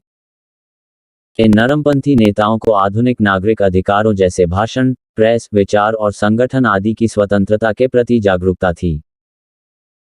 तत्कालीन परिस्थितियों में राष्ट्रीय आंदोलन के विकास के लिए आवश्यक था कि देश के विभिन्न भागों में रहने वाले तथा अलग अलग मतों के लोगों के बीच समन्वय स्थापित कर देश को एक राष्ट्र के रूप में संगठित किया जाए। नरमपंथियों द्वारा इस क्षेत्र में किए गए प्रयासों के फलस्वरूप ही शिक्षित भारतीयों में राष्ट्रीयता की भावनाओं का विकास हुआ। उदारवादियों का इंग्लैंड में प्रचार ह्यूम, दादाभाई नौरोजी, बेडवन आदि नेताओं का मानना था कि भारतीय राष्ट्रीय कांग्रेस का इंग्लैंड से अधिक प्रचार किया जा सकता है। 1887 ईस्वी में दादाभाई नौरोजी ने इंग्लैंड में भारतीय सुधार समिति की स्थापना की। 1888 ईस्वी में नौरोजी ने विलियम डिग्बी की अध्यक्षता में इंडियन एजेंसी की स्थापना की। 1889 ईस्वी में कांग्रेस की ब्रिटिश समिति बनी, जिसने 1890 ईस्वी में इंडियन नामक मासिक पत्रिका का प्रकाशन किया। इसके माध्यम से इंग्लैंड के नागरिकों को भारत की यथास्थिति से परिचय कराना था। कांग्रेस ने भारतीयों की समस्या के निवारण हेतु समय समय पर अपने प्रतिनिधिमंडल को ब्रिटेन भेजा। 1890 ईस्वी में कांग्रेस की ओर से इंग्लैंड भेजे गए प्रतिनिधिमंडल में सुरेंद्रनाथ बैनर्जी, डब्ल्यू.सी. बैनर्जी एवं ए.ओ. ह्यूम शामिल थे। 1899 ईस्वी में बिपिन चंद्र पाल इंग्लैंड गए। इन समस्त प्रयासों का प्रतिफल ये रहा कि इंग्लैंड में भारतीय जनमानस के समस्याओं के प्रति सहानुभूति रखने वाले एक गुट का निर्माण हुआ। उदारवादी नेताओं द्वारा की जा रही मांग को देखते हुए सरकार ने 1892 ईस्वी में भारतीय परिषद अधिनियम पारित किया, जिसके फलस्वरूप भारतीयों के राजनीतिक अधिकार की सीमा पहले से थोड़ी अधिक हो गई। गुरुमुख निहाल सिंह ने इस अधिनियम को कांग्रेस के प्रयत्नों का परिणाम बताया। कांग्रेस के प्रति सरकार का रुख आरंभिक वर्षों में कांग्रेस के प्रति सरकार का उदारवादी था, परंतु जैसे जैसे कांग्रेस की स्थिति मजबूत होने लगी, उसने अपनी मांगों को अधिक मजबूती से सरकार के सामने रखना प्रारंभ कर दिया, जिसका परिणाम ये हुआ कि सरकार ने कांग्रेस की आलोचना करना शुरू कर दिया। लॉर्ड डिफरिन ने 1888 ईस्वी में कांग्रेस की आलोचना करते हुए कहा कि मुझे उसका भारतीय जनता के प्रतिनिधित्व का दावा बेबुनियाद लगता है। कांग्रेस तो एक ऐसे नगण्य अल्पमत का प्रतिनिधित्व करती है जिसको एक शानदार और विभिन्न रूपों वाले साम्राज्य के शासन की बागडोर हरगिज नहीं दी जा सकती। फिर अंग्रेजी समाचार पत्र ने लिखा कि ये तो छिपे वेश में एक ऐसी राजद्रोही संस्था है जिसे न तो जनता का प्रतिनिधित्व प्राप्त है और जिसका न ही कोई मूल्य है। एल्गिन द्वितीय ने दम भरे स्वर में कहा कि हमने भारत को तलवार के बल पर जीता है और इसे तलवार के बल पर ही अधीन रखेंगे। जबकि कर्जन ने 1900 ईस्वी में टिप्पणी की कि कांग्रेस का महल भरभरा रहा है और भारत में रहते मेरी यह अंतिम इच्छा है कि मैं इसके शांतिपूर्ण मृत्यु में सहयोग कर सकूं। ब्रिटिश भारत की सरकार ने अब मुसलमानों को कांग्रेस से अलग करने के लिए उनमें विरोध की भावना भरना शुरू किया और उनके प्रयासों को सफलता तब मिली जब 1888 ईस्वी में सर सैयद अहमद खान ने एंग्लो मुस्लिम डिफेंस एसोसिएशन की स्थापना की। धीरे धीरे सरकार की नीति भारतीयों के प्रति कठोर हो गई। अब वह फूट डालो और राज करो की नीति का पालन करने लगी।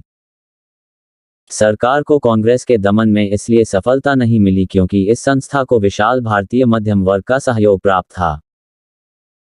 Doctor RC. मजूमदार ने लिखा है कि ब्रिटिश सरकार तथा नौकरशाही के कांग्रेस विरोधी षड्यंत्र अपने उद्देश्य की पूर्ति में इसलिए सफल नहीं हुए क्योंकि वे यह बात जानने में असमर्थ रहे कि कांग्रेस की शक्ति का मूल आधार मध्यम वर्ग है, धनी दानी लोग नहीं।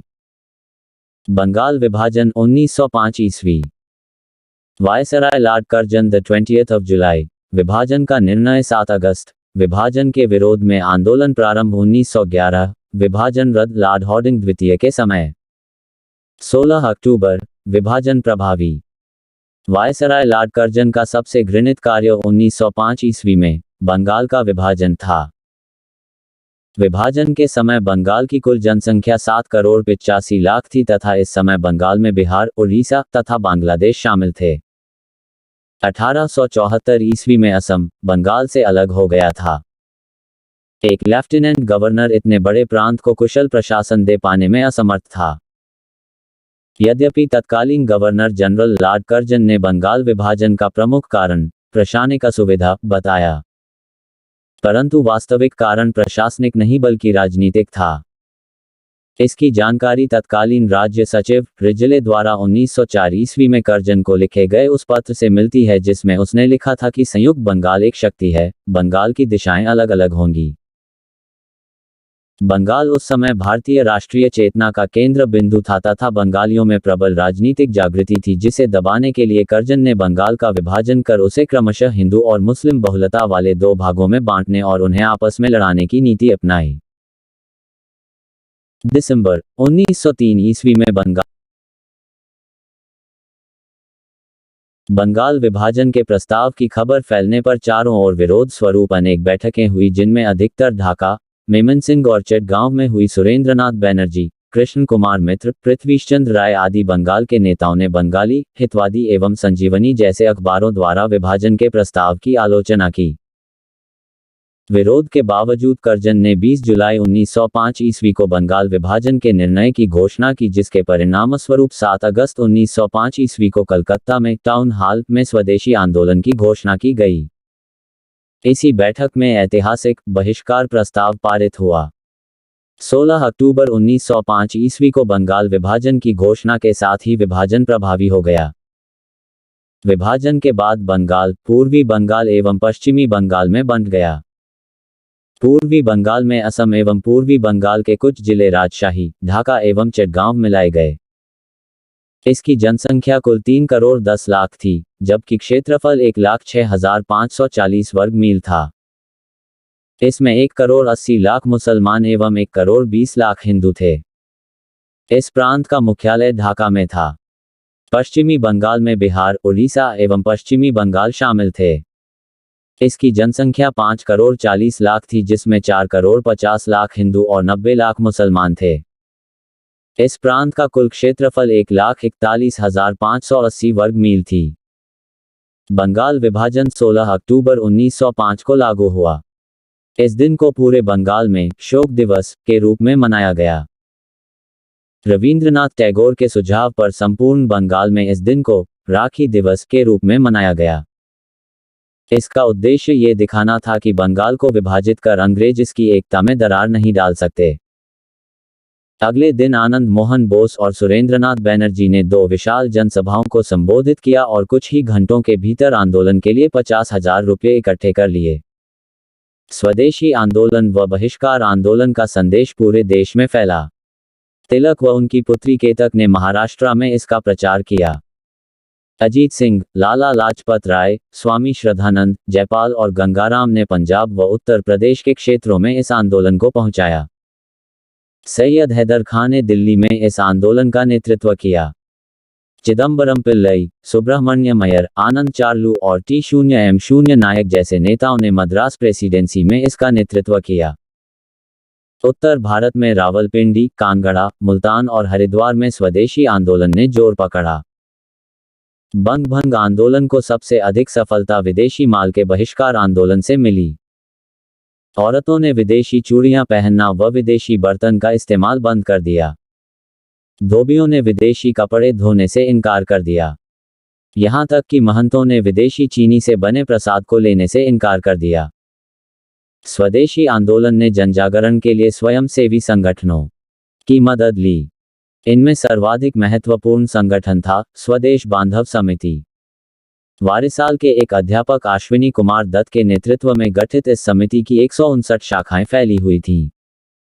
स्वदेशी आंदोलन ने अपने प्रचार के लिए पारंपरिक त्योहारों, वार्षिक मेलों आदि का भी सहारा लिया। इस आंदोलन की एक विशेषता ये थी कि इसने आत्मनिर्भरता और आत्मशक्ति का नारा दिया। स्वदेशी माल की सप्लाई के लिए अनेक स्थानों पर स्वदेशी स्टोर खोले गए। आचार्य प्रफुल्लचंद्र राय ने बंगाल केमिकल स्वदेशी स्टोर्स खोला। स्वदेशी आंदोलन में मुख्य भूमिका बंगाल के छात्रों की रही। बंगाल सरकार के कार्यवाहक मुख्य सचिव कालाइल ने कलेक्टरों के पास पत्र भेजा कि वे कॉलेजों से कहें कि छात्रों को आंदोलन में भाग न लेने दें, नहीं तो उनकी सरकारी सहायता बंद कर दी जाएगी। विश्वविद्यालयों से कहा गया कि ऐसी संस्थाओं की मान्यता वापस ले लें। इस पत्र को कालाइल सर्कुलर कहा जाता है। सरकार द्वारा शिक्षण संस्थाओं के विरुद्ध कठोर कदम उठाने के कारण सरकारी स्कूलों का बहिष्कार हुआ, जिसके परिणामस्वरूप राष्ट्रीय विद्यालयों की स्थापना हुई तथा राष्ट्रीय शिक्षा को बढ़ावा मिला।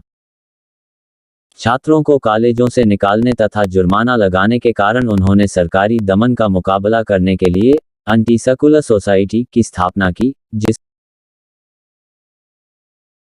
जिसके सचिव छात्र नेता सचिंद्र प्रसाद बसु चुने गए। एंटी सर्कुलर सोसाइटी ने छात्रों को संगठित करने और स्वदेशी आंदोलन में छात्रों को उतारने में बहुत बड़ा योगदान दिया। बंगाल में राष्ट्रीय शिक्षा को फैलाने में सबसे बड़ा कार्य डांस सोसाइटी ने किया। यह विद्यार्थियों का संगठन था, जिसके सचिव सतीश चंद्र मुखर्जी थे। राष्ट्रीय शिक्षा के क्षेत्र में सर्वप्रथम 8 नवंबर 1905 ईस्वी को रंगपुर नेशनल स्कूल की स्थापना हुई। 16 नवंबर 1905 ईस्वी को कलकत्ता में एक सम्मेलन हुआ। इस सम्मेलन में राष्ट्रीय नियंत्रण में राष्ट्रीय साहित्यिक, वैज्ञानिक और तकनीकी शिक्षा देने के लिए राष्ट्रीय शिक्षा परिषद स्थापित करने का फैसला किया गया। टैगोर के शांति निकेतन की तर्ज पर 14 अगस्त 1906 ईस्वी को बंगाल नेशनल कॉलेज और स्कूल की स्थापना की गई। नेशनल कॉलेज के प्रिंसिपल अरविंद घोष बने। 15 अगस्त 1906 को सद्गुरु दास बैनर्जी ने राष्ट्रीय शिक्षा परिषद की स्थापना की। स्वदेशी आंदोलन का सबसे अधिक प्रभाव सांस्कृतिक क्षेत्र पर पड़ा। बंगला साहित्य विशेषकर काव्य के लिए ये स्वर्ण काल था। रवींद्रनाथ टैगोर, द्विजेंद्र लाल राय, मुकुंद दास, सैयद अबू मोहम्मद के लिखे गीत आंदोलनकारियों के लिए प्रेरणा स्रोत बने। टैगोर ने आंदोलन को तेज करने के लिए प्रेरणा स्रोत आमार सोनार बंगला नामक गीत लिखा था, जो 1971 ईस्वी में बांग्लादेश का राष्ट्रगीत बना। कला के क्षेत्र में अवनींद्रनाथ गोर ने भारतीय कला पर पाश्चात्य आधिपत्य को तोड़ा तथा स्वदेशी पारंपरिक कलाओं व जनता के चित्रकला से प्रेरणा लेनी शुरू की। विज्ञान के क्षेत्र में जगदीश चंद्र बोस, प्रफुल्ल चंद्र राय आदि की सफलताओं ने आंदोलन को और भी मजबूत बनाया। इस आंदोलन की एक महत्वपूर्ण विशेषता थी कि महिलाओं ने इसमें सक्रिय रूप से भाग लिया। पहली बार औरतें घर से बाहर निकली, प्रदर्शन में भाग लेने लगी तथा धरने पर बैठने लगीं। परंतु यह आंदोलन बंगाल के किसानों को प्रभावित नहीं कर सका, केवल वारिसाल ही इसका अपवाद रहा। मुख्यतः यह आंदोलन शहरों के उच्च एवं मध्यम वर्ग तक ही सीमित रहा। बहुसंख्यक मुसलमानों ने, विशेषकर खेतिहर मुसलमानों ने इसमें भाग नहीं लिया। उस समय बंगाल के अधिकतर भूस्वामी हिंदू थे और मुसलमान खेतिहर मजदूर। अंग्रेजों ने मुसलमानों का उपयोग सांप्रदायिकता के जहर को घोलने में किया। ढाका के नवाब सलीमुल्लाह का इस्तेमाल स्वदेशी आंदोलन के विरोधी के रूप में किया गया। सांप्रदायिकता के जहर के अलावा आंदोलन के कुछ तरीकों से भी स्वदेशी आंदोलन को क्षति पहुंची। हालांकि आंदोलनकारियों ने इन तरीकों का इस्तेमाल बड़ी ईमानदारी से लक्ष्यों की प्राप्ति के लिए किया था। ऐसे पारंपरिक रीति रिवाजों, त्योहारों और संस्थाओं का सहारा लिया गया, जिसका चरित्र बहुत हद तक धार्मिक था। इसी कारण बंगाल के बहुसंख्यक मुसलमान स्वदेशी आंदोलन में शरीक नहीं हुए और कुछ तो सांप्रदायिक राजनीति के शिकार हो गए। बहिष्कार व स्वदेशी आंदोलन अपने तत्कालीन लक्ष्य की पूर्ति करने में असफल रहा, क्योंकि इस अवसर पर बंगाल का विभाजन समाप्त नहीं किया गया। फिर भी आंदोलन के दूरस्थ लाभ अवश्य प्राप्त हुए। इस आंदोलन के परिणामस्वरूप विदेशी वस्तुओं के आयात में कमी हुई और भारतीय उद्योगों को प्रोत्साहन मिला। 1907 ईस्वी से 1908 ईस्वी के बीच आंदोलन के सभी बड़े नेता या तो गिरफ्तार कर लिए गए या निर्वासित कर दिए गए। इस प्रकार यह आंदोलन नेतृत्व विहीन हो गया। जब सरकार ने बंगाल विभाजन विरोधी आंदोलन का दमन करने का प्रयत्न किया, तब उसके परिणामस्वरूप उपराष्ट्रीयता का उदय हुआ। इस प्रकार स्वदेशी आंदोलन उपनिवेशवाद के खिलाफ पहला सशक्त राष्ट्रीय आंदोलन था, जो भावी संघर्ष का बीज बोकर ही खत्म हुआ। 1905 ईस्वी में कांग्रेस के बनारस अधिवेशन की अध्यक्षता करते हुए गोपाल कृष्ण गोखले ने भी स्वदेशी एवं बहिष्कार आंदोलन को समर्थन जताया। उग्रवादी दल के नेता तिलक, विपिन चंद्र पाल, लाला लाजपत राय एवं अरविंद घोष ने पूरे देश में इस आंदोलन को फैलाना चाहा। 1906 ईस्वी में कलकत्ता कांग्रेस अधिवेशन की अध्यक्षता करते हुए दादा भाई नौरोजी ने पहली बार स्वराज्य की मांग प्रस्तुत की। बंग भंग के बाद राष्ट्रीय आंदोलन में उग्रवादी विचार के नेताओं की पकड़ मजबूत होने लगी और जहां उदारवादी नेता हिंसा का विरोध करते थे, वहीं उग्रवादी हिंसा के समर्थक थे। कांग्रेस के कलकत्ता अधिवेशन में दोनों के मध्य वैचारिक भेद उभरकर सामने आया, परंतु दादा भाई नौरोजी के प्रयास से यह मतभेद दबा दिया गया। स्वदेशी आंदोलन के चलाने के तरीके को लेकर उग्रवादी और उदारवादी नेताओं के मध्य चल रहे मतभेद के परिणामस्वरूप 1907 ईस्वी में कांग्रेस के सूरत अधिवेशन में उग्रवादी नेता अपने को कांग्रेस से अलग कर लिए। बहिष्कार एवं स्वदेशी आंदोलन ने विभाजन के विरुद्ध विशाल जनमत इकट्ठा किया। इसके फलस्वरूप ब्रिटिश सरकार ने अरुंडेल के नेतृत्व में एक कमेटी का गठन किया। अरुंडेल कमेटी 1906 ईस्वी। तत्कालीन वायसराय मिंटो द्वितीय ने राजनीतिक सुधारों के विषय में सलाह देने के लिए अगस्त 1906 ईस्वी में अरुंडेल कमेटी का गठन किया। इस कमेटी ने विभाजित बंगाल को पुनः संयुक्त करने की आवश्यकता पर बल दिया। इसके फलस्वरूप ब्रिटिश सरकार ने विवश होकर बंगाल विभाजन को 1911 ईस्वी में रद्द कर दिया। सूरत अधिवेशन 1907 ईस्वी बंगाल विभाजन के बाद उत्पन्न परिस्थितियों का एक प्रत्यक्ष परिणाम ये हुआ कि कांग्रेस के अंदर नर्म दल और गरम दल के मध्य विरोध और तीव्र हो गया, जिसके फलस्वरूप 1907 ईस्वी के सूरत अधिवेशन में कांग्रेस दो भागों में विभाजित हो गया।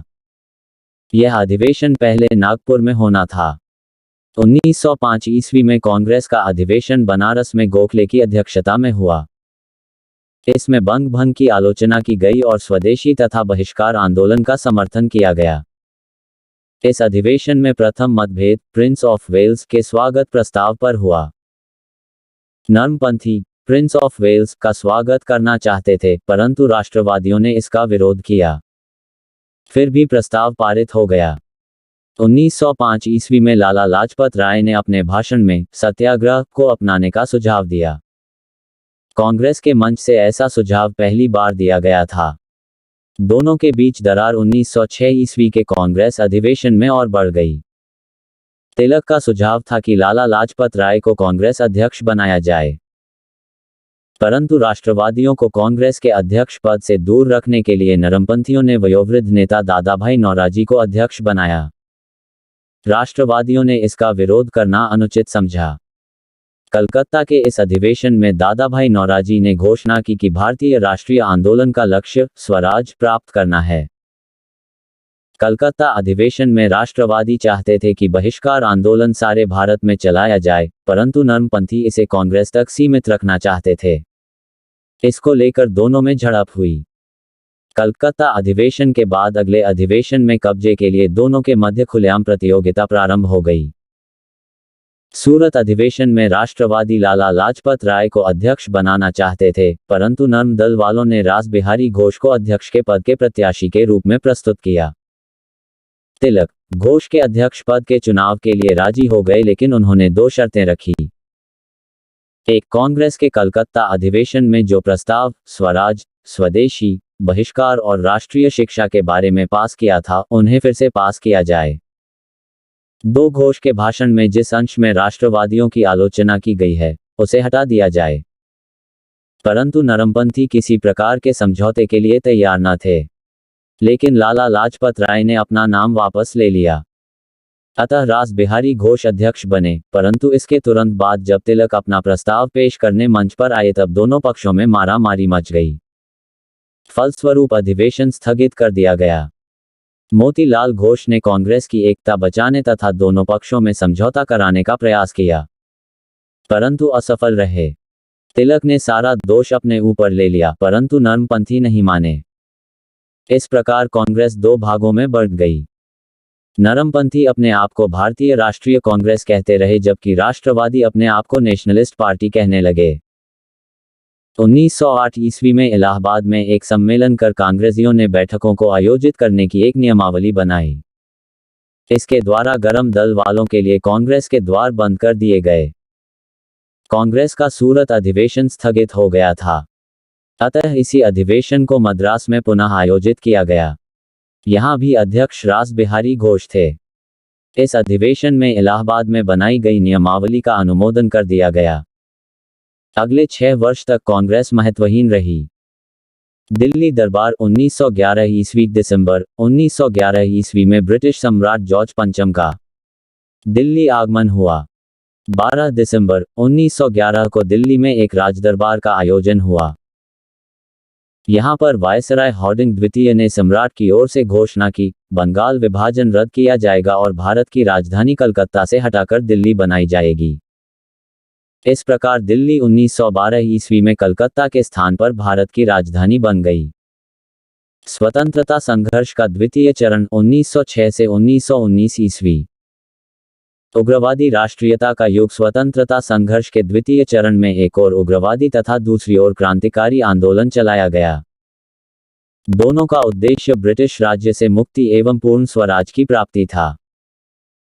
एक तरफ उग्रवादी विचारधारा के लोग बहिष्कार आंदोलन को आधार बनाकर लड़ रहे थे, तो दूसरी ओर क्रांतिकारी विचारधारा के लोग बमों और बंदूकों के उपयोग से स्वतंत्रता प्राप्त करना चाहते थे।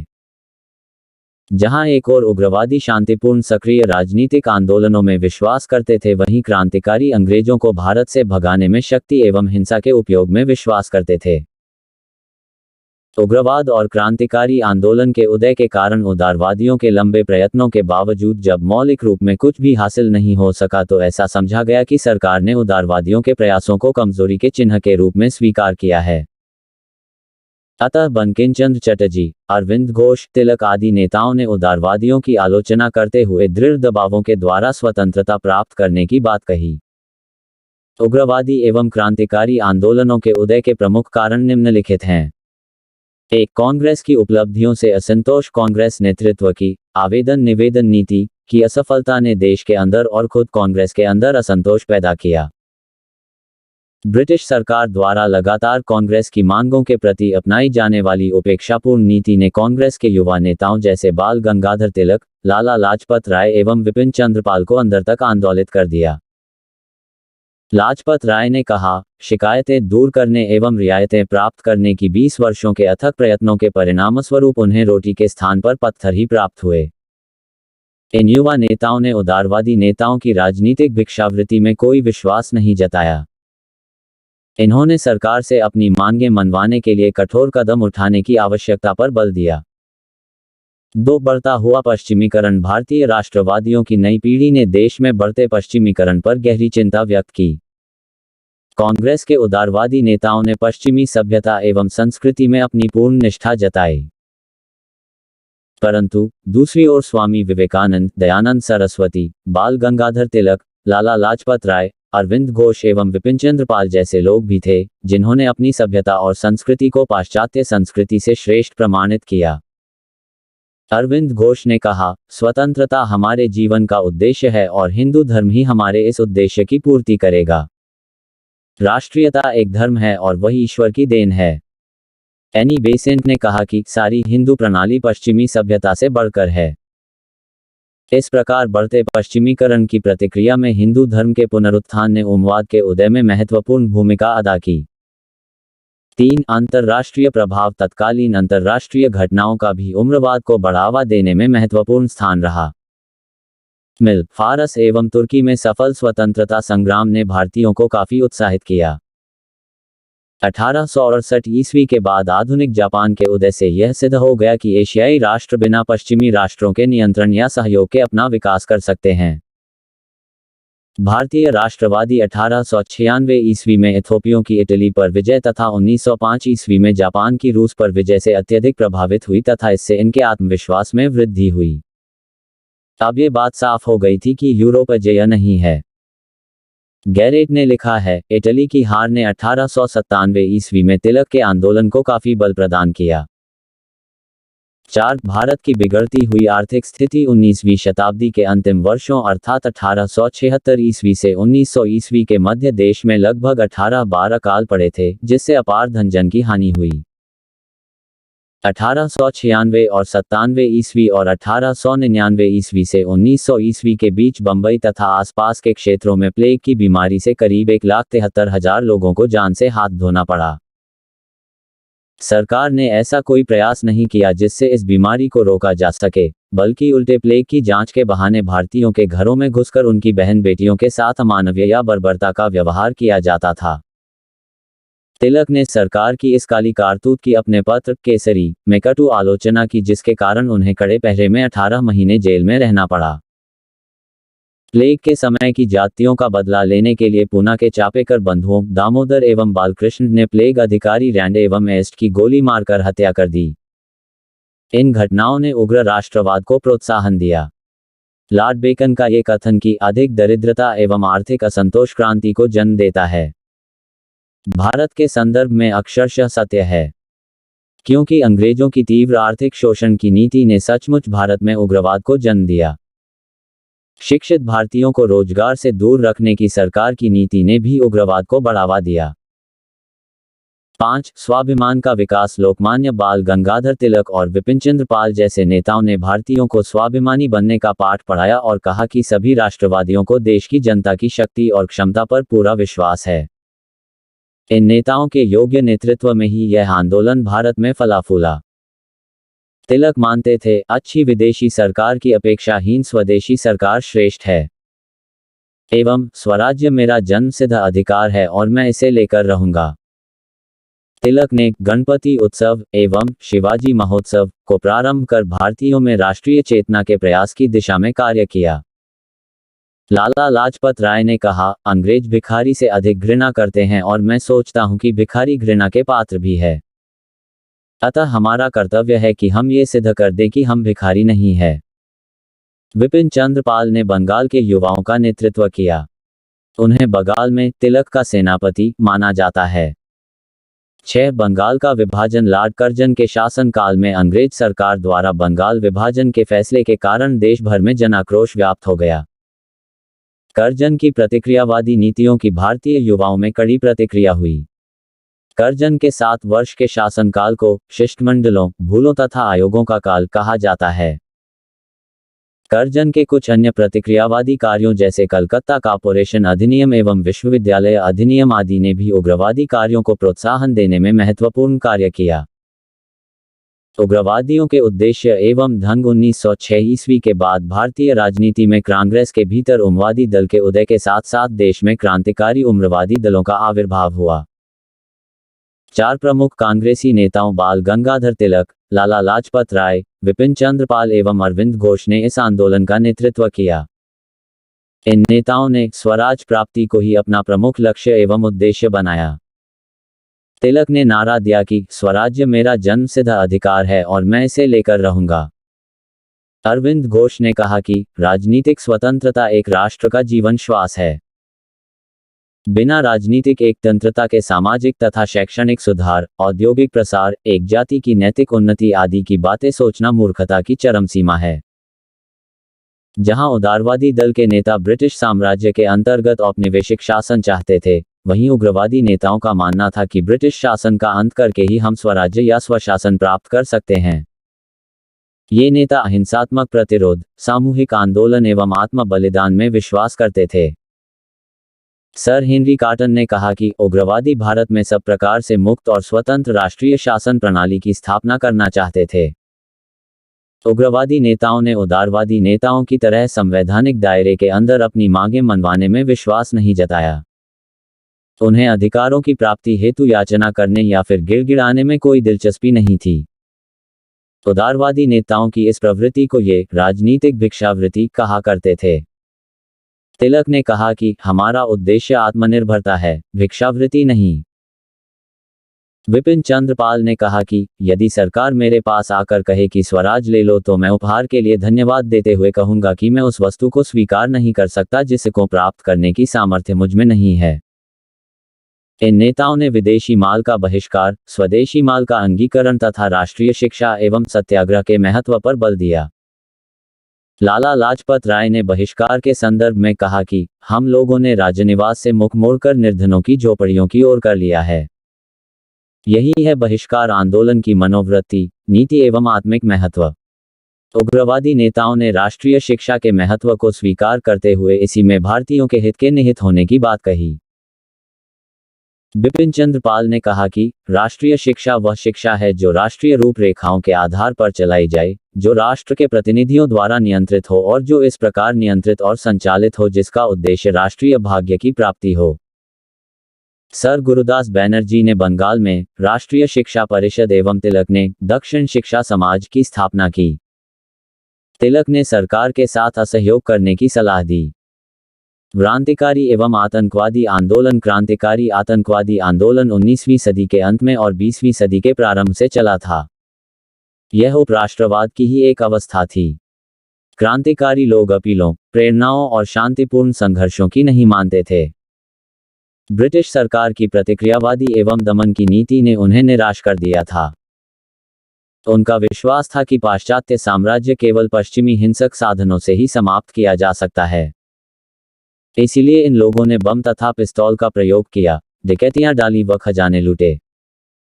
क्रांतिकारी विचारधारा के समर्थक सर्वाधिक बंगाल में थे।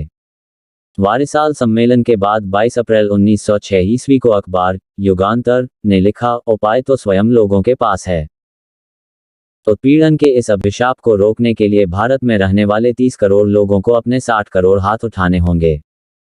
बल को बल द्वारा ही रोका जाना चाहिए। क्रांतिकारी युवकों ने आयरिश आतंकवादियों एवं रूसी निहलिस्टों के संघर्ष के तरीकों को अपनाकर बदनाम अंग्रेज अधिकारियों को मारने की योजना बनाई। इस समय देश के अनेक भागों महाराष्ट्र, बंगाल एवं पंजाब में आतंकवादी कार्यवाहियां हुई। महाराष्ट्र में क्रांतिकारी आंदोलन क्रांतिकारी राष्ट्रवादियों का सबसे पहला केंद्र महाराष्ट्र बना। पूना जिले के चित्पावन ब्राह्मणों में सर्वप्रथम स्वराज के प्रति प्रेम की उम्र भावना का विकास हुआ। तिलक ने, जो कि स्वयं चित्पावन ब्राह्मण थे, 1893 ईस्वी में गणपति उत्सव एवं 1895 ईस्वी में शिवाजी महोत्सव मनाया। इससे महाराष्ट्र के लोगों में राष्ट्रवादी भावना का काफी विकास हुआ। व्यायाम मंडल चापेकर बंधुओं दामोदर हरि चापेकर और बालकृष्ण हरि चापेकर ने 1896-97 ईस्वी में पूना में व्यायाम मंडल की स्थापना की। इसकी स्थापना के पीछे उनका उद्देश्य विशुद्ध राजनीतिक था। पूना में 22 जून 1897 ईस्वी की रात को हीरक जयंती समारोह से लौटते हुए Poona plague commissioner mister Rand तथा उनके साथी लेफ्टिनेंट एस्ट की हत्या चापेकर बंधुओं ने कर दी। पूना में प्लेग रोकने के नाम पर लोगों के घरों में घुसकर जोर जबरदस्ती करने के लिए इन दोनों की बड़ी बदनामी हुई थी। इनकी हत्या के आरोप में दामोदर हरि चापेकर को 18 अप्रैल 1898 ईस्वी को फांसी दे दी गई।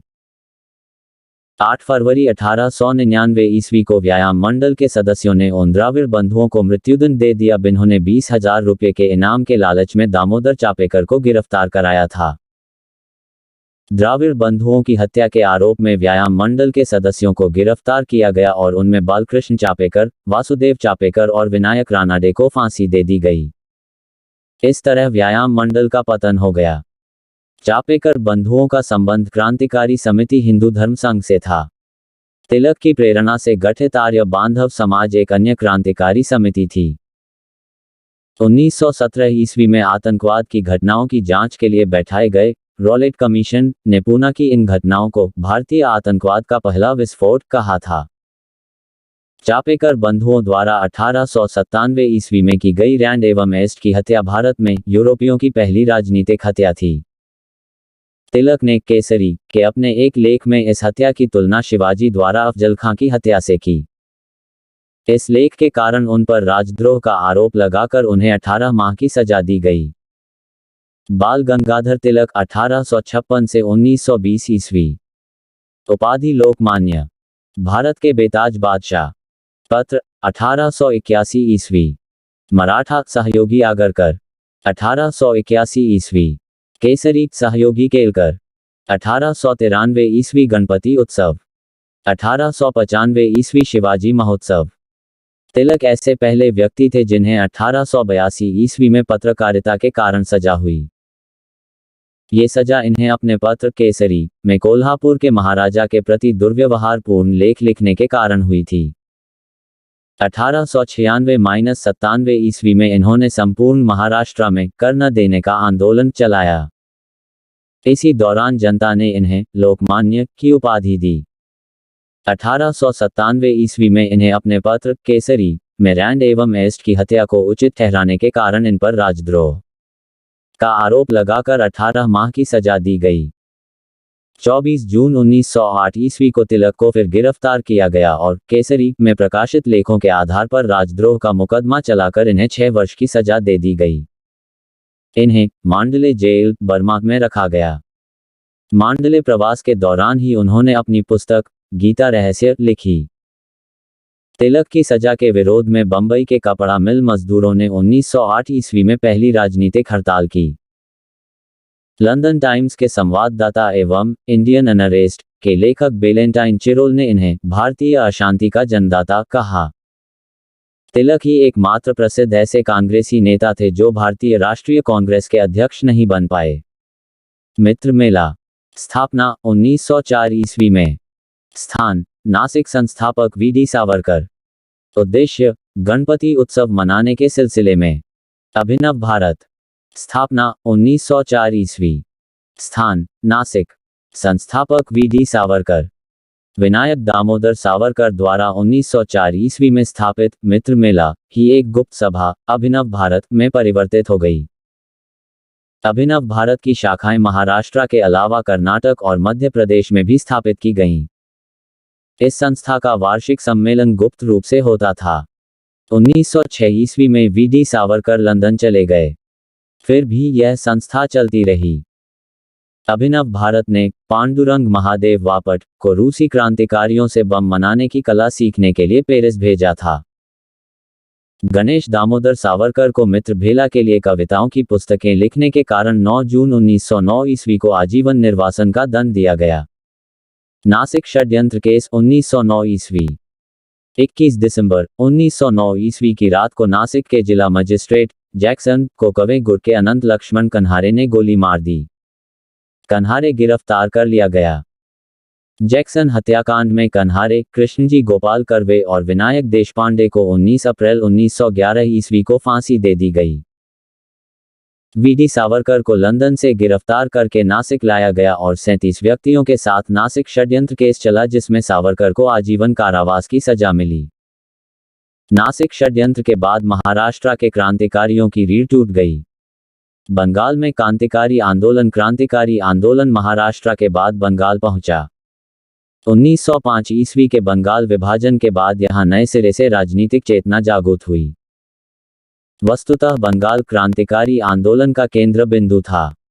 बंगाल में क्रांतिकारी आंदोलन का सूत्रपात भद्रलोक समाज ने किया, परंतु यहां क्रांतिकारी विचारधारा को फैलाने का श्रेय वारिंद्र कुमार घोष, अरविंद घोष के छोटे भाई एवं भूपेंद्रनाथ दत्त, विवेकानंद के छोटे भाई को दिया जाता है। 1906 ईस्वी में इन दोनों युवकों ने मिलकर युगांतर नामक समाचार पत्र का प्रकाशन किया।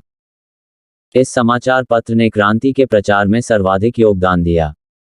पत्र ने लोगों में राजनीतिक एवं धार्मिक शिक्षा का प्रचार किया। अनुशीलन समिति स्थापना 1907 ईस्वी। स्थान कलकत्ता। संस्थापक वारिंद्र घोष एवं भूपेंद्र दत्त। वारिंद्र घोष एवं भूपेंद्र दत्त के सहयोग से कलकत्ता में अनुशीलन समिति का गठन किया गया।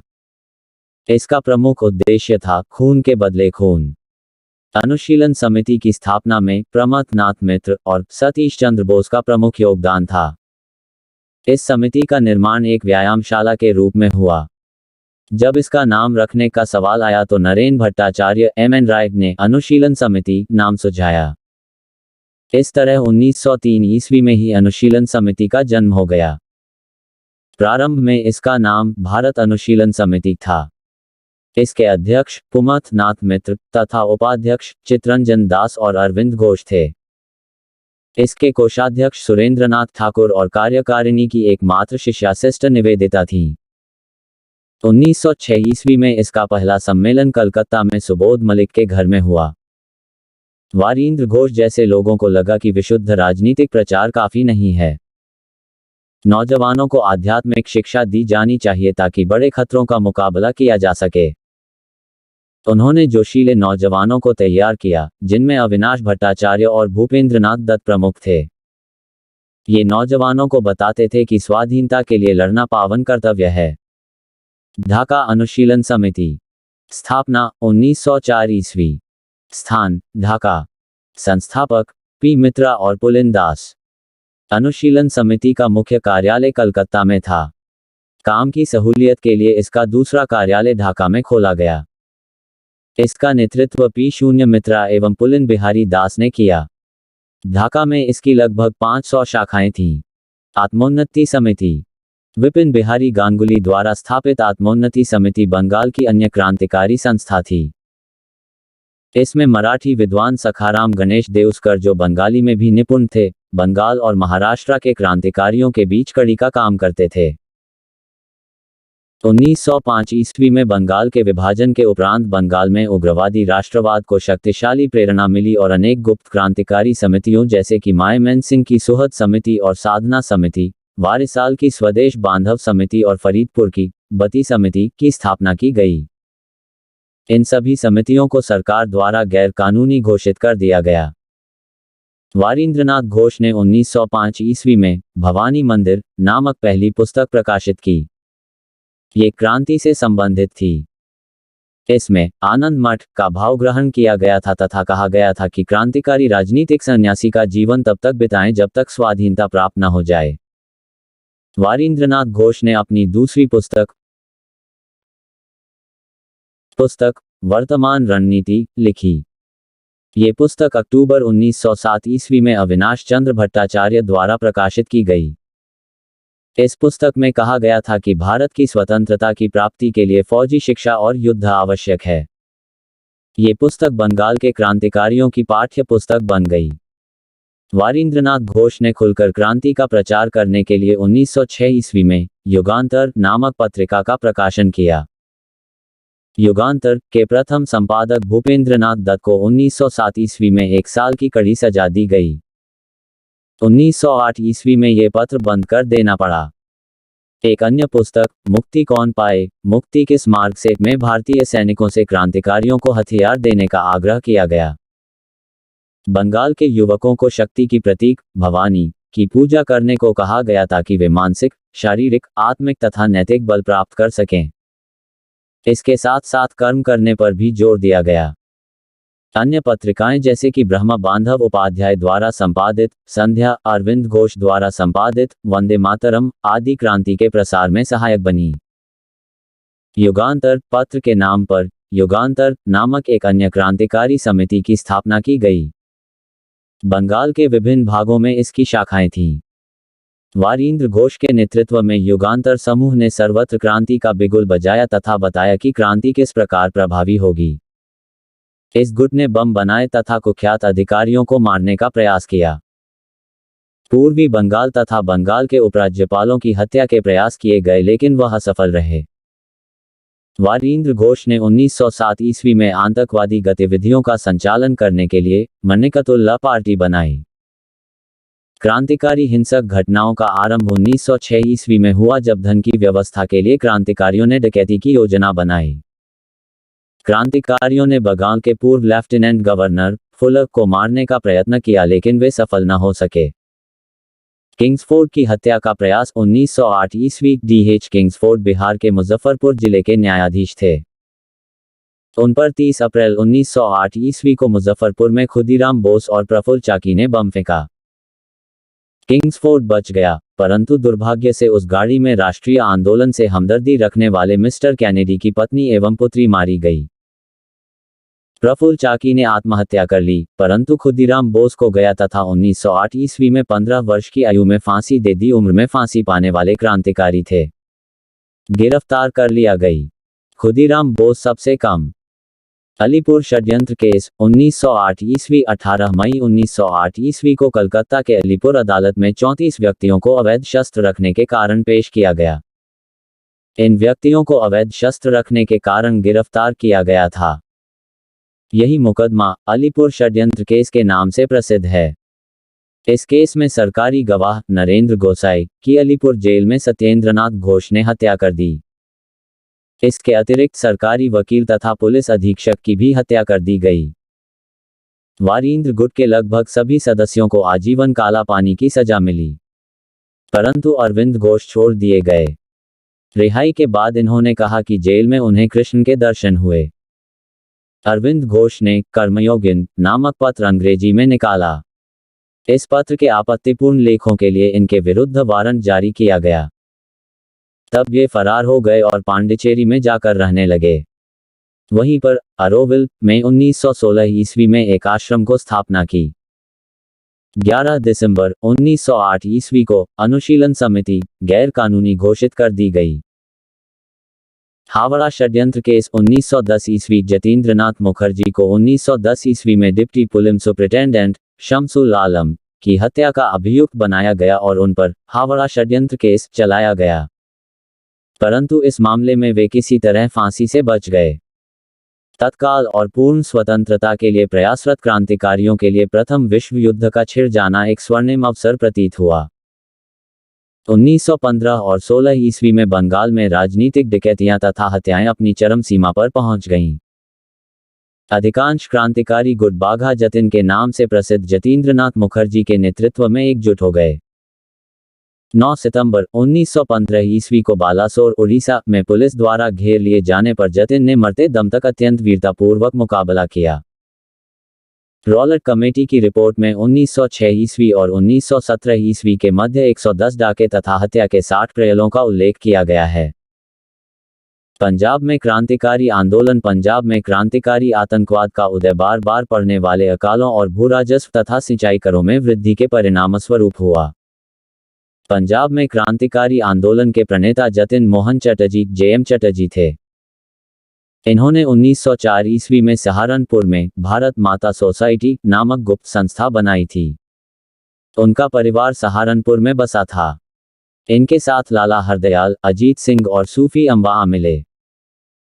1907 ईस्वी में अजीत सिंह एवं लाला लाजपत राय निर्वासित हो गए तथा लाला हरदयाल विदेश चले गए। 1908 ईस्वी में क्रांतिकारी गुट का नेतृत्व मास्टर अमीर चंद्र के हाथों में आ गया। इनका संबंध बंगाल के क्रांतिकारियों से था। 23 दिसंबर 1912 ईस्वी को दिल्ली में वायसराय होर्डिंग पर बम फेंका। गगन बम फेंकने वालों में बसंत विश्वास और मनमथ विश्वास बंगाल से भेजे गए थे। संयुक्त राज्य अमेरिका में गदर पार्टी की स्थापना के उपरांत पंजाब गदर पार्टी की गतिविधियों का केंद्र बन गया। पंजाब के बहुत से क्रांतिकारी, लाला हरदयाल तथा भाई परमानंद आदि संयुक्त राज्य अमेरिका में गदर पार्टी आंदोलन में शामिल हो गए। लाहौर षड्यंत्र 1915 ईस्वी में पंजाब में एक संगठित आंदोलन की रूपरेखा तैयार की गई, जिसमें निश्चय किया गया कि 21 फरवरी 1915 ईस्वी को संपूर्ण उत्तरी भारत में एक साथ क्रांति का बिगुल बजाया जाए। ये योजना सरकार को पता चल गई। अनेक नेता पकड़े गए। उन्हें लाहौर षड्यंत्र के रूप में सजा दी गई। इन नेताओं में पृथ्वी सिंह, परमानंद, करतार सिंह, विनायक जगत सिंह आदि देशभक्त थे। मद्रास में क्रांतिकारी आंदोलन। मद्रास प्रांत में भी क्रांतिकारी विचारों का प्रसार हुआ। यहां नीलकंठ ब्रह्मचारी और वंची अय्यर ने गुप्त रूप से भारत माता समिति की स्थापना की। अय्यर ने 17 जून 1911 ईस्वी को तिन्नेवेली के जिला जज आशे की गोली मारकर हत्या कर दी और बाद में आत्महत्या कर ली। दिल्ली में क्रांतिकारी आंदोलन। कलकत्ता से दिल्ली में राजधानी परिवर्तन के अवसर पर जब वायसराय लॉर्ड होर्डिंग समारोहपूर्वक दिल्ली में प्रवेश कर रहे थे, तब चांदनी चौक में 23 दिसंबर 1912 ईस्वी को उनके जुलूस पर बम फेंका गया, परंतु वह बच गया। लॉर्ड होर्डिंग की हत्या के षड्यंत्र की योजना रास बिहारी बोस ने बनाई थी। बम फेंकने वालों में बसंत विश्वास रास बिहारी का नौकर और मनमथ विश्वास प्रमुख थे। लॉर्ड होर्डिंग की हत्या से संबंधित मुकदमा दिल्ली षड्यंत्र केस के नाम से जाना जाता है। इस मुकदमे में बसंत विश्वास, बाल मुकुंद, अवध बिहारी तथा मास्टर अमीर चंद्र को फांसी हो गई। इस षड्यंत्र का रहस्य खुल जाने पर रास बिहारी बोस भागकर जापान चले गए, जहां उन्होंने अपनी क्रांतिकारी गतिविधियां जारी रखीं। द्वितीय विश्व युद्ध के दौरान 1942 ईस्वी में उन्होंने इंडियन इंडिपेंडेंस लीग का गठन किया तथा आजाद हिंद फौज के गठन में महत्वपूर्ण भूमिका निभाई। विदेशों में क्रांतिकारी आंदोलन। भारत के राष्ट्रवादी क्रांतिकारियों ने विदेशों में काम करने, अन्य देशों के क्रांतिकारियों से संपर्क स्थापित करने, भारत की स्वतंत्रता के बारे में वैध प्रचार करने तथा विदेशियों से सहायता प्राप्त करने के उद्देश्य से अपने आंदोलन का केंद्र विदेशों में विशेषकर ब्रिटेन, संयुक्त राज्य अमेरिका, अफगानिस्तान, जर्मनी तथा पेरिस आदि स्थलों को बनाया। एक लंदन। भारत के बाहर सबसे पुरानी क्रांतिकारी समिति इंडिया होम रूल सोसाइटी की स्थापना श्यामजी कृष्ण वर्मा ने लंदन में की। इंडिया होम रूल सोसाइटी स्थापना 1905 ईस्वी लंदन में। संस्थापक श्यामजी कृष्ण वर्मा। उपाध्यक्ष अब्दुल्ला सोहरावर्दी। श्यामजी कृष्ण वर्मा 1897 ईस्वी में लंदन में बस गए थे। उनके पास भारतीय क्रांतिकारियों का एक समूह था, जिनमें V0 D0 सावरकर, लाला हरदयाल और मदनलाल धींगरा प्रमुख थे। श्यामजी कृष्ण वर्मा ने भारत के लिए स्वशासन की प्राप्ति के उद्देश्य से इंडिया होम रूल सोसाइटी की स्थापना की थी। इसकी स्थापना ब्रिटेन के समाजवादी नेता हिडमैन के सुझाव पर की गई। श्यामजी कृष्ण वर्मा ने एक पत्र इंडियन सोशियोलॉजिस्ट निकालना प्रारंभ किया। इसमें उन्होंने स्पष्ट कहा कि इसका उद्देश्य भारत के लिए स्वराज प्राप्त करना और ब्रिटेन में अपने पक्ष का प्रचार करना है। श्यामजी कृष्ण वर्मा ने लंदन में भारतीयों के लिए इंडिया हाउस नामक हॉस्टल की स्थापना की। बाद में यही इंडिया हाउस क्रांतिकारियों का अड्डा बन गया। श्यामजी कृष्ण वर्मा तथा उनके सहयोगियों की बढ़ती हुई क्रांतिकारी गतिविधियों की ओर ब्रिटिश सरकार का ध्यान आकर्षित हुआ। लंदन के द टाइम्स तथा अन्य समाचार पत्रों ने श्यामजी तथा उनके साथियों की आलोचना की। इसके बाद श्यामजी लंदन छोड़कर पेरिस में बस गए और इंडिया हाउस का राजनीतिक नेतृत्व V0 D0 सावरकर ने संभाला। 10 मई 1908 ईस्वी को इंडिया हाउस में गदर दिवस मनाया गया। इसी समय V0D0 सावरकर ने प्रसिद्ध पुस्तक इंडियन वार ऑफ इंडिपेंडेंस 1857 लिखी। इसी पुस्तक में 1857 ईस्वी के विद्रोह को भारत का प्रथम स्वतंत्रता संग्राम कहा गया। करजन वायली की हत्या 1909 ईस्वी लाल धींगरा ने इंडिया ऑफिस के राजनीतिक हत्या कर दी। धींगरा को गिरफ्तार कर लिया। लंदन में 1 जुलाई 1909 ईस्वी को मदन सलाहकार करजन वायली की गोली मार कर गया और फांसी दे दी गई। इसके बाद वीर सावरकर को गिरफ्तार कर लिया गया और नासिक षड्यंत्र कांड तथा अन्य अभियोगों के मामले में मुकदमा चलाने के लिए उन्हें भारत भेजा गया। 2 मैडम भीकाजी कामा यह महाराष्ट्र की पारसी परिवार से संबंधित थी तथा श्यामजी कृष्ण वर्मा की सहयोगी थीं। मैडम भीकाजी रुस्तम के 0R0 कामा ने 1902 ईस्वी में भारत छोड़ दिया तथा यूरोप के विभिन्न देशों एवं अमेरिका में ब्रिटिश शासन के विरुद्ध क्रांतिकारी प्रचार करने में लगी रहीं। वह सरदार सिंह राणा के साथ पेरिस में रहती थीं तथा उन्होंने भारतीय प्रतिनिधि के रूप में अगस्त 1907 ईस्वी में स्टुटगार्ट जर्मनी में अंतर्राष्ट्रीय समाजवादी कांग्रेस में भाग लिया। मैडम कामा ने भारत में ब्रिटिश शासन के घातक दुष्परिणामों का खुलासा करते हुए एक उत्तेजनापूर्ण भाषण दिया तथा सम्मेलन के अंत में वहीं पर भारत का राष्ट्रीय तिरंगा हरा, पीला व लाल ध्वज फहराया। मैडम कामा को मदर ऑफ इंडियन रिवॉल्यूशन कहा जाता है। 3 अमेरिका 19वीं शताब्दी के अंतिम दशक में बहुत से भारतीय संयुक्त राज्य अमेरिका तथा कनाडा में जाकर बस गए थे। 1906 ईस्वी के आसपास इन भारतीयों ने संयुक्त राज्य अमेरिका में राष्ट्रवादी गतिविधियां शुरू की तथा ब्रिटिश शासन विरोधी सामग्री प्रकाशित करने लगे। संयुक्त राज्य अमेरिका के प्रमुख भारतीयों में द्वारकानाथ दाग थे। इन्होंने 1907 ईस्वी में कैलिफोर्निया में भारतीय स्वतंत्रता लीग का गठन किया और अगले वर्ष वे स्वतंत्र हिंदुस्तान नामक समाचार पत्र प्रकाशित करने लगे। इसका उद्देश्य संयुक्त राज्य अमेरिका में रहने वाले भारतीयों में क्रांतिकारी विचारों का प्रसार करना था। इन सब गतिविधियों का परिणाम ये हुआ कि विभिन्न समयों पर और विभिन्न नेताओं के अधीन कई राजनीतिक संगठनों का उदय हुआ। नवंबर 1913 ईस्वी में सोहन सिंह भकना ने हिंद एसोसिएशन ऑफ अमेरिका की स्थापना की। इन्होंने 1857 ईस्वी के विद्रोह की स्मृति में गदर नामक एक साप्ताहिक पत्र का प्रकाशन भी किया। इसी कारण इस संगठन का नाम गदर पार्टी पड़ गया। इस संगठन ने सैन फ्रांसिस्को के युगांतर आश्रम से कार्य करना प्रारंभ किया। इस स्थान का नाम कलकत्ता से प्रकाशित सुप्रसिद्ध क्रांतिकारी पत्रिका युगांतर के नाम पर रखा गया था। गदर पार्टी आंदोलन 19वीं शताब्दी के अंत में बहुत से भारतीय अमेरिका तथा कनाडा में जाकर बस गए। 1 नवंबर 1913 ईस्वी को अमेरिका के सैन फ्रांसिस्को नगर में गदर पार्टी का गठन किया गया। इसके संस्थापक लाला हरदयाल थे जेकि इस पार्टी के अध्यक्ष सोहन सिंह थे। गदर पार्टी के प्रचार विभाग के सचिव लाला हरदयाल थे। इस दल के अन्य प्रमुख नेता थे रामचंद्र, बरकतुल्ला, रास बिहारी बोस, राजा महेंद्र प्रताप, अब्दुल रहमान एवं मैडम भीकाजी कामा। गदर पार्टी ने युगांतर प्रेस की स्थापना कर एक साप्ताहिक बाद में मासिक पत्रिका गदर का प्रकाशन भी किया। यह उर्दू, पंजाबी, मराठी, अंग्रेजी, हिंदी, गुजराती में थी। इसका एक अंक पख्तूनी भाषा में भी निकाला गया। इस पत्र का उद्देश्य भारतीय सेना में विशेषकर सिखों में विद्रोह की भावना पैदा करना था और उन्हें भावी क्रांति के लिए तैयार करना था। 1914 ईस्वी में लाला हरदयाल को अमेरिका छोड़ने के लिए बाध्य होना पड़ा, तब इस दल का कार्यभार उनके साथी रामचंद्र ने संभाला। इस दल का प्रभाव उस समय समाप्त हो गया जब अमेरिका ब्रिटेन की तरफ से प्रथम विश्व युद्ध में सम्मिलित हुआ और इस दल को गैर कानूनी घोषित कर दिया। स्वदेश सेवक गृह स्थापना कनाडा। संस्थापक जीडी कुमार। जीडी कुमार ने गुरुमुखी में स्वदेश सेवक नामक अखबार भी निकाला। यूनाइटेड इंडिया हाउस स्थापना 1908 ईस्वी। स्थान सिएटल अमेरिका। संस्थापक तारकनाथ दास और G0D0 कुमार। तारकनाथ दास ने 1908 ईस्वी में कनाडा के वैंकूवर में फ्री हिंदुस्तान नामक पत्र निकाला। हिंदी एसोसिएशन स्थापना 1913 ईस्वी। स्थान पोर्टलैंड अमेरिका। संस्थापक लाला हरदयाल, सोहन सिंह भकना एवं हरिनाम सिंह तुंडिलाट।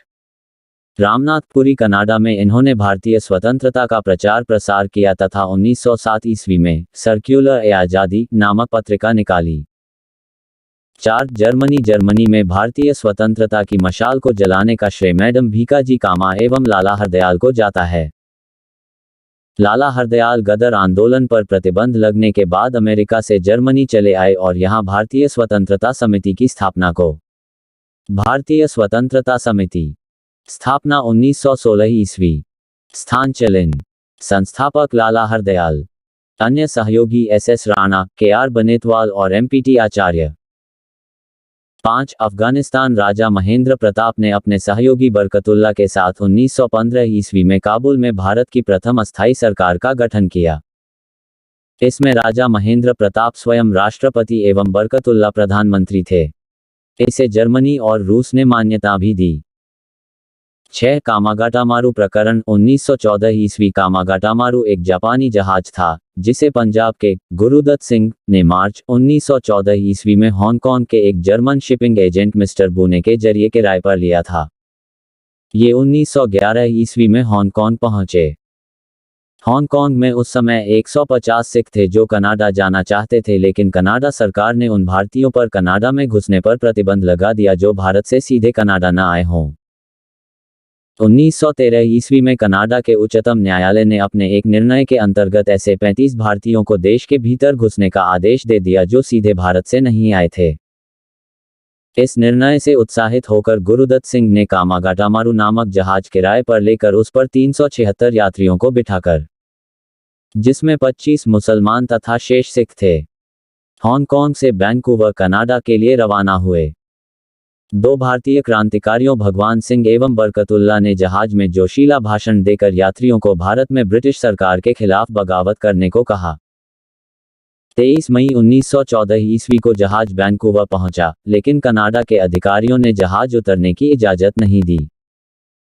कनाडा में यात्रियों के अधिकारों से लड़ने हेतु हुसैन रहीम, सोहनलाल पाठक और बलवंत सिंह के नेतृत्व में एक शोर कमेटी या तटीय कमेटी गठित की गई। अमेरिका में भगवान सिंह, बरकतुल्ला, रामचंद्र एवं सोहन सिंह के नेतृत्व में यह आंदोलन चलाया गया। कनाडा सरकार ने इस जहाज को अपनी सीमा से बाहर कर दिया। भारत की ब्रिटिश सरकार ने जहाज को सीधे कलकत्ता लाने का आदेश दिया।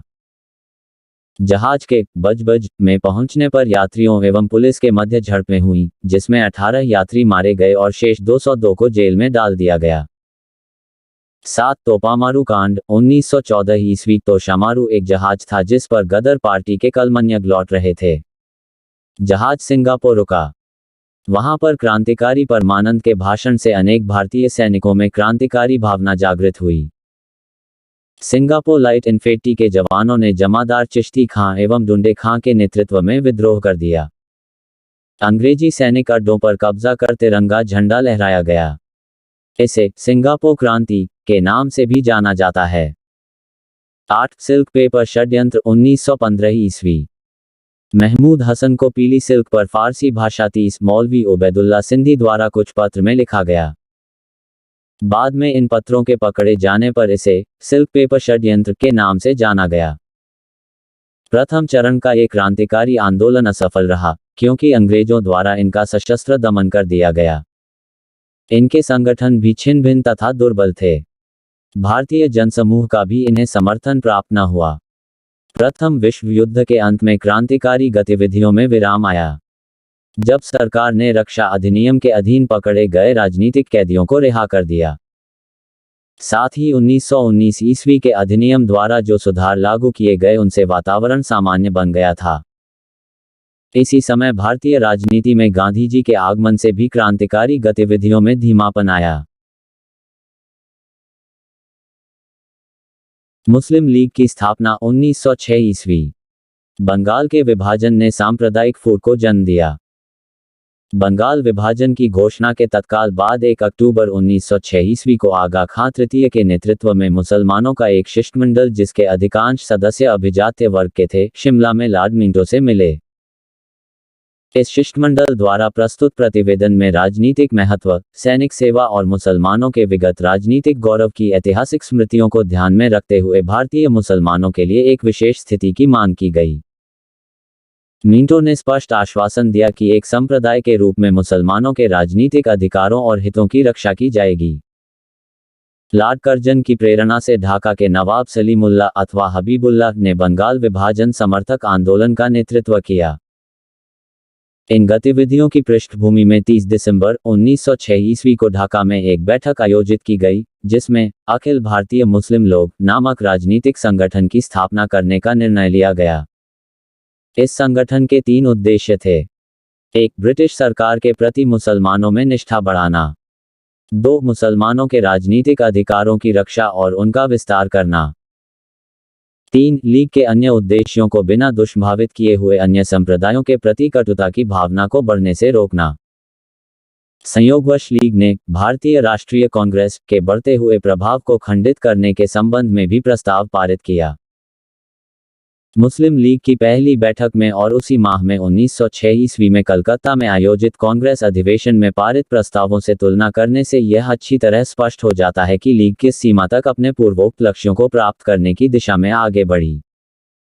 कांग्रेस द्वारा पारित प्रस्तावों में स्वशासन की मांग की गई, बंगाल विभाजन की निंदा की गई तथा बहिष्कार का समर्थन किया गया।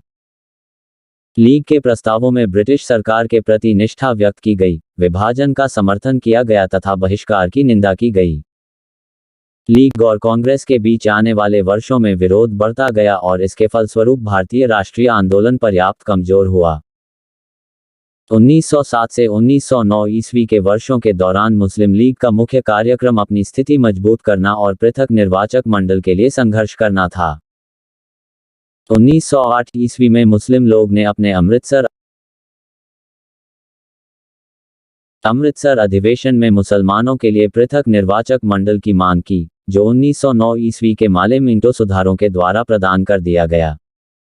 1916 ईस्वी में कांग्रेस और मुस्लिम लीग लखनऊ अधिवेशन में मिल गए। अहरार आंदोलन 1906 ईस्वी बंगाल के राष्ट्रवादी मुसलमानों ने 1906 ईस्वी में अहरार आंदोलन शुरू किया।